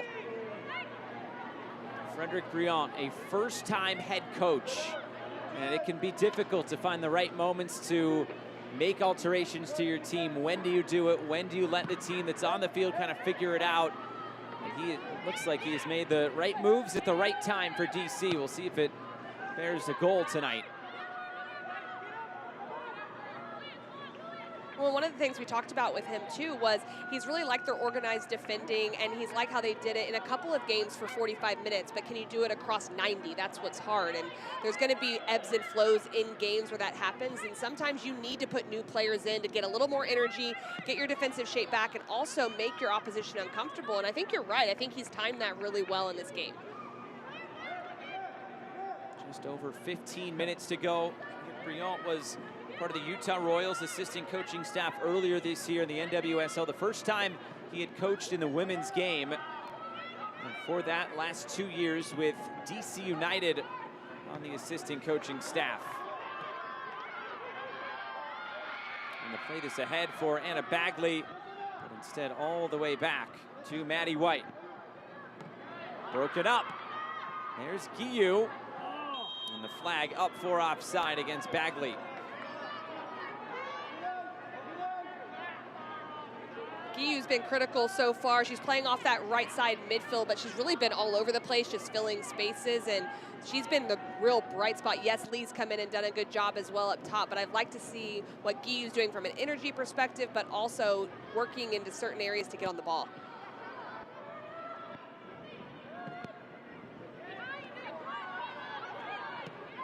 Dorsey looking in fields.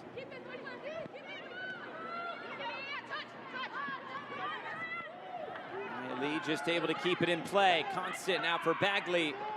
And DC looking for space through the middle. Duong. Guiyu tracks it down, moves it down the line for Bockham. Bockham trying to turn it in field. Sliding challenge out for a corner. This is a well-timed challenge from Hudson there. Bockham does everything right in this moment. Again, it's Guiyu who's just been conducting things. She's come in. I love that aggressive turn, using her body. She's almost got the edge. Hudson times that perfectly in the challenge, gives up the corner kick, but that is a really good tackle because otherwise Bockham really has her choice of who she plays across frame.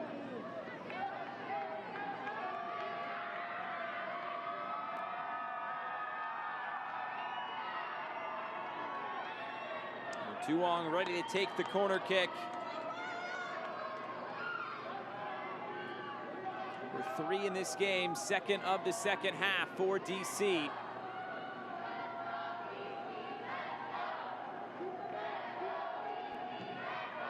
All floated in, the heads go up. Bockham was closest to it.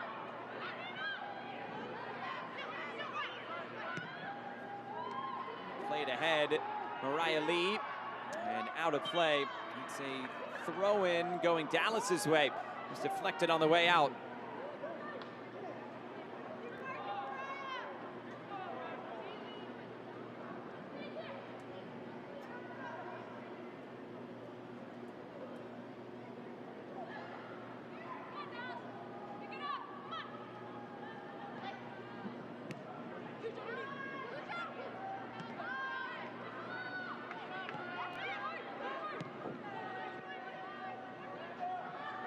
Loaded over the top, Bagley.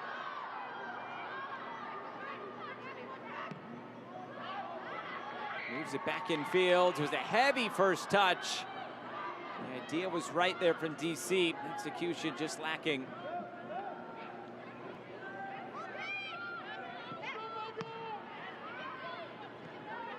Football is just so interesting. There's so many ebbs and flows in the game, lots of different momentum changes. This entire half really was going all Dallas Trinity's way, and now you get this feeling like they're a little bit out of sorts, and DC Power is really starting to build into it. That's how the first half was as well. DC started on the front foot, had 8 shots, and then all of a sudden Dallas grew into the game.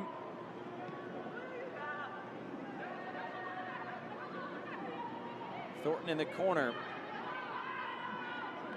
Last off of Allie Thornton with the first ever hat trick in the Super League. Coming towards goal. Oh, Aquino punches it away.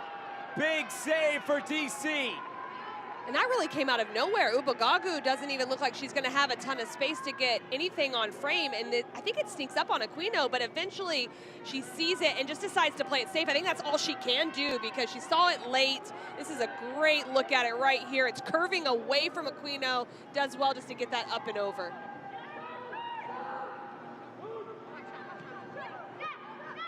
It's Meza now. Danielson. Cut back, Ubagagu coming in. Ubagagu drags the shot wide. You certainly can't fault her for looking for opportunities. I'd like to see a little more composure in that moment, maybe cutting the player who's just charging at her. But it's going to be little things like that that are going to provide the separation if there's to be a goal tonight. And down the line for Bockham.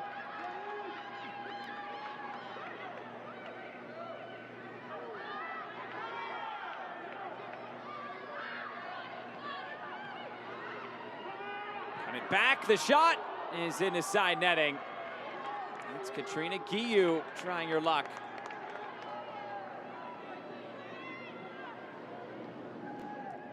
And Duong does really well, plays that left-footed ball into Giyu. Good composure trying to cut Hudson, trying to sneak it into that near post. But I like that we're seeing both teams in that final third really look to be the separator and go for opportunities on frame.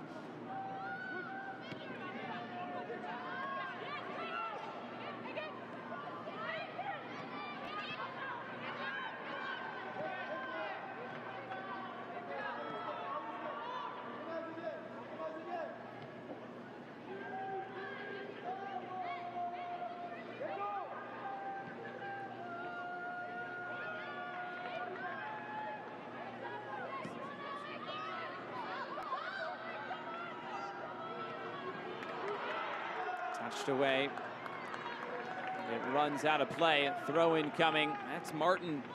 His second appearance. The teenager getting thrown right into the fire. It looks like in central defense now for this DC side.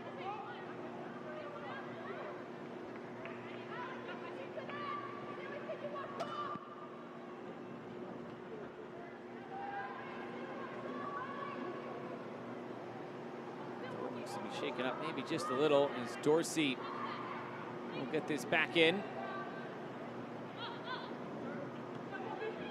Nodded away by Wolfbauer. Meza. Trying to connect with Strawn, but it runs all the way out of play. That's a really good look from Meza, but I think DC Power does a really good job stepping the line, so Strawn has to take a step backwards. So just that little bit of margin is why that pass isn't able to connect, but good attacking and good defending from the Power.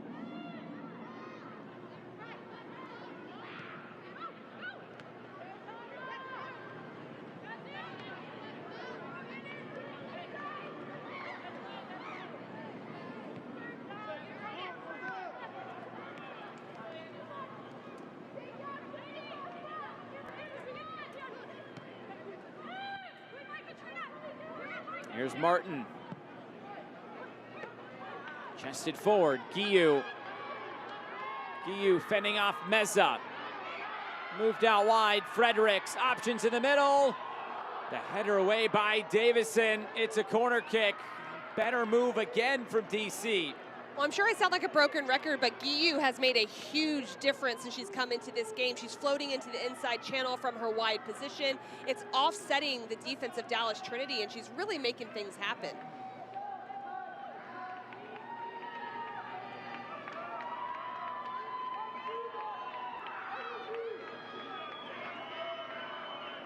It's 8 minutes to go. Duong ready for another corner kick.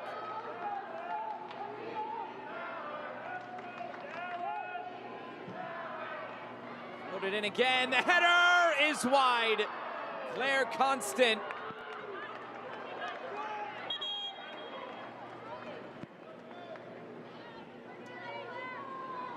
Substitutions for both sides. First, it's Anna Bagley coming off the field. Yuka Kurosaki will enter. And will also be the end of the day for Allie Thornton with Sierra Hinson coming on.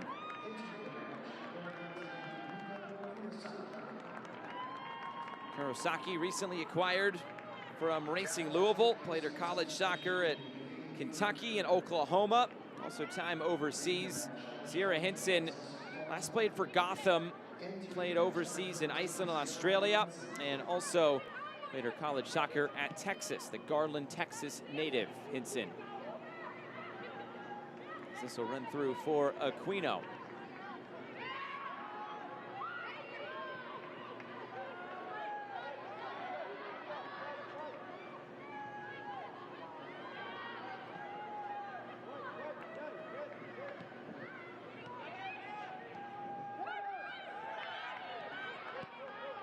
Moved out wide. Here's Martin, who's come into the attack.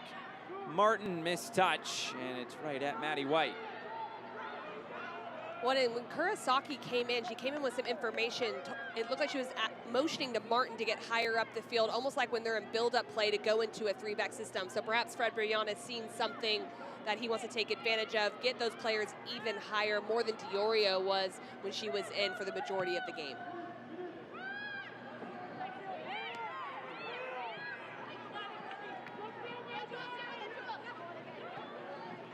Here's Hinson. And turned over. Now Dorsey didn't feel the pressure coming from behind. Now Hinson slips it ahead for Dorsey. Running out of play. Last touched by Dallas. It's a goal kick.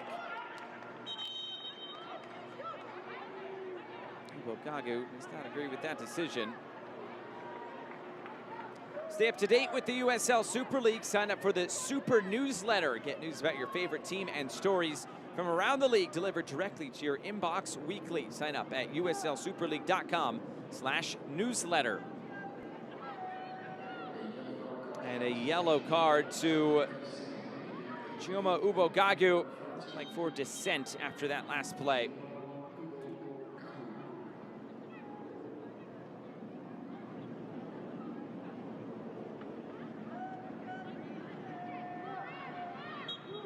Quino to put it back in play with 5 minutes left, plus whatever stoppage time is available as well.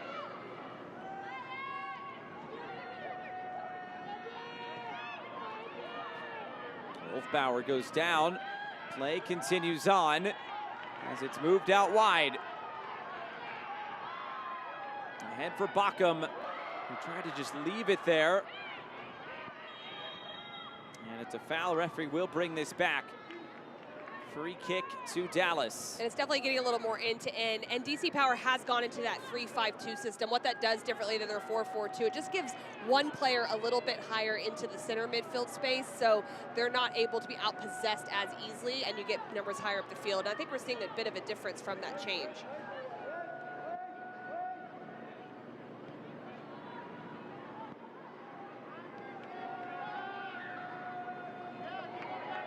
Meza.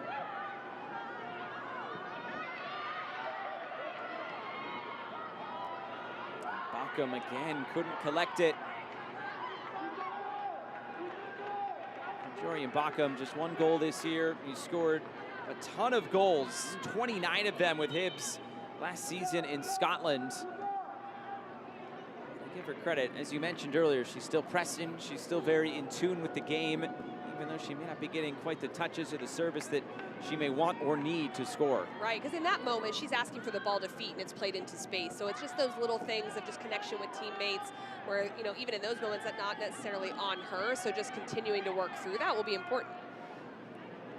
Bockham, the first signing in DC Power history. Really a player that they can build around. As a big goal scorer, Wolfbauer just able to recover. Duong. That's too close to Manny White.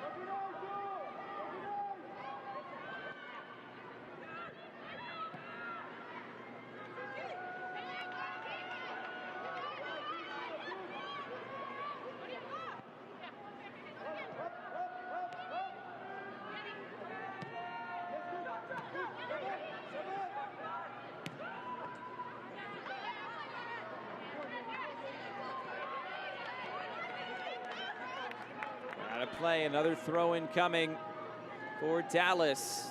Somebody going to find a goal tonight. 13 shots for DC, 2 on target, 8 for Dallas, and 3 on target.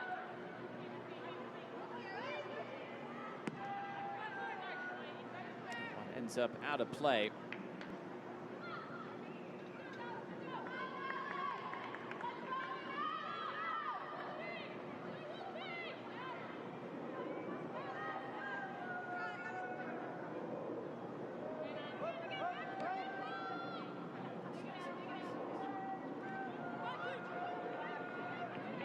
Meza for Guillen. Through the middle and broken up. Here's Bockham. It's a foot race with Gabby Guillen. Jorian Bockham touched away and taken by Maddie White. And this is really good attacking play. The one-touch ball helps with Bockham in that moment, but I think that Dallas Trinity's done really well to recover in those moments as well to make sure that that attacking transition doesn't occur.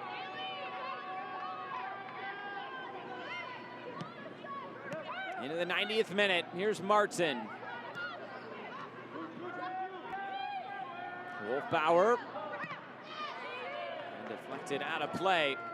And DC Power's really rolling the dice because it's 3 against 3 if they lose possession building out of the back. So they have to be careful there. They are committing numbers forward, but now as the backs, you got to think, how do we play to beat the pressure so we don't get caught in a transition moment?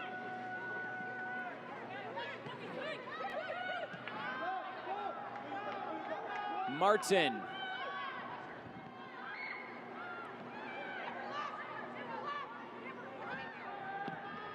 A chance to cross all the way to the back post, flicked away. Katrina Guiu will collect.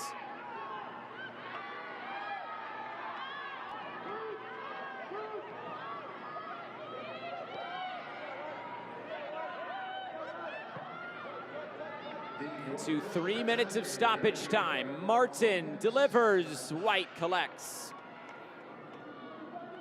And there has to be a committed run from DC Power in front of the goalkeeper to that near post area.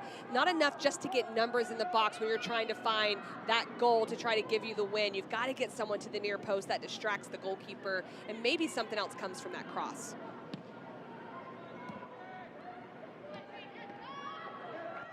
This game has been bookended by DC being in control. The middle portion of this game was pretty much all Dallas Trinity. Second half subs really changed things for DC after Dallas was able to stem the tide from an early onslaught of shots and chances from DC Power. Maybe not done yet. Here's Mariah Lee. Lee able to keep that in play, but possession turned over to Wanya Hudson.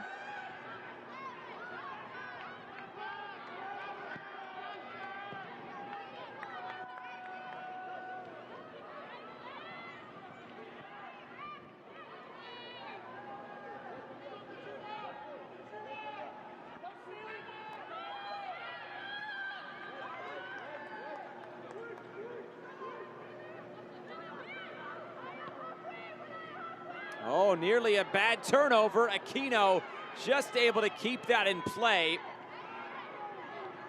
DC trying to get themselves out of trouble, and they do. And now looking for the ball over the top. Bockham couldn't get a touch on it. It's still something on for DC Power.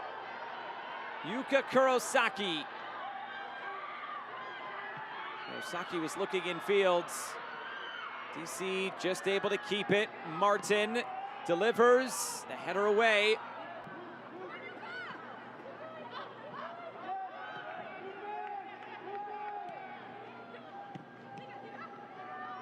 Yuka Kurosaki slips it ahead. It's Duong, the delivery. It's right through everybody. DC trying to pour everything they can forward here. They really have. It's just those final little touches that's in it in the final third. That ball played in the air when there's Guiu at the top of the box that could just be slotted back on the ground. Those final pieces, that's really the difference in this game when DC Power gets in, having to be a little better there.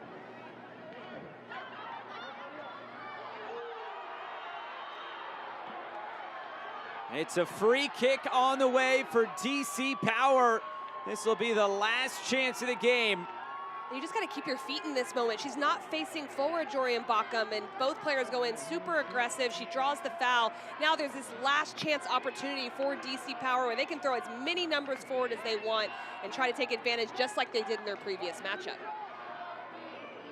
He scored a late goal against Brooklyn off a set piece.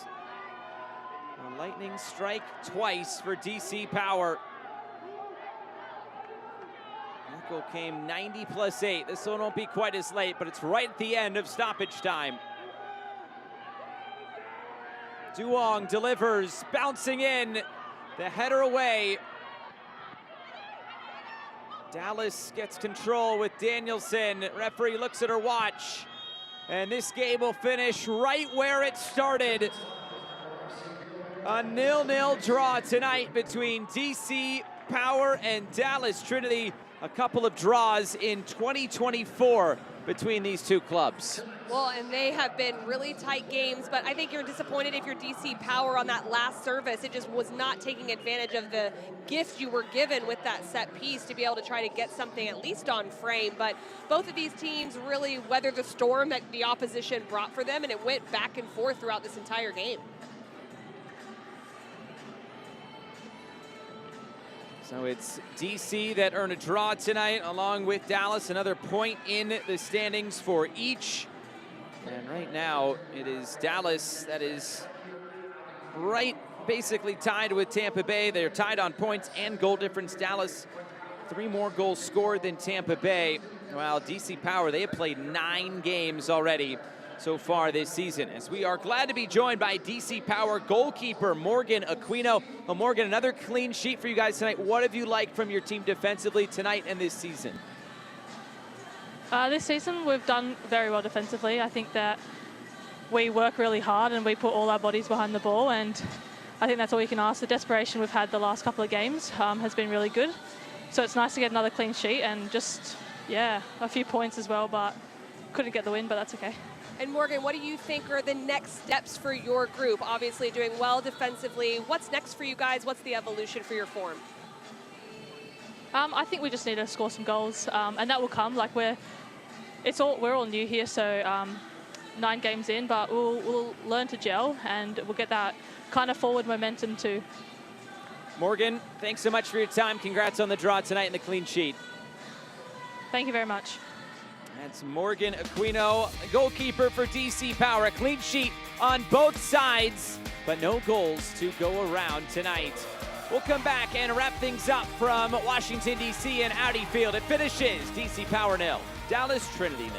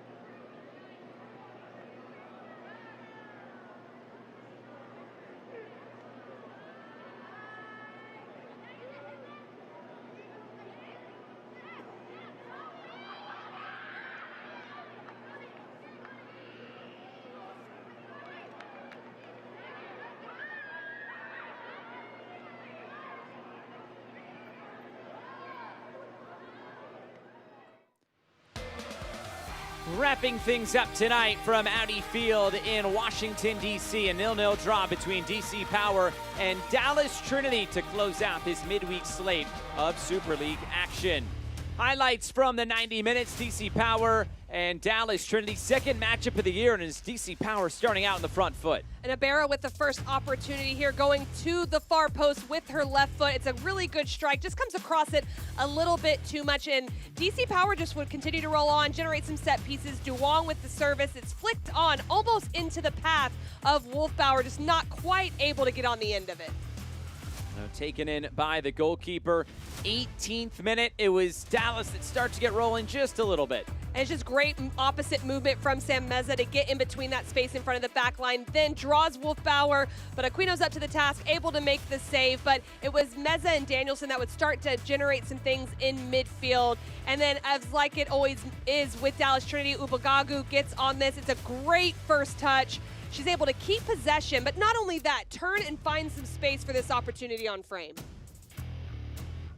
Ubagagu trying to get things started for this Dallas attack, but it was tough to break down both these defenses. We go all the way to the 78th minute, and a turnover. Dallas had some good chances. And Ubagagu again finds some space, goes with the left foot. This time decides to go more from distance, tries to curve it over Aquino in goal, not able to do it. It's a big time save from the keeper to preserve the shutout. The full-time stats tonight from Audi Field, the shots in favor of DC, the expected goals both pretty much below 0.5, so not a ton of quality chances in this game. And that's exactly it. You have to get more opportunities on target when you're generating them, but there was some offense, just not enough efficiency. The possession did even out 51% to 49%. We saw that back and forth throughout the game, and then 4-3 in corners edged by DC Power. So that will do it for our coverage tonight from Washington, D.C. and Audi Field. A couple of midweek fixtures in the Super League and a couple of draws. For our entire crew and broadcast partner, Casey White, I'm Josh Eastern saying so long. A 0-0 draw between DC Power and Dallas Trinity. More Super League action coming up this weekend, and you can watch it all right here on Peacock. Good night from DC.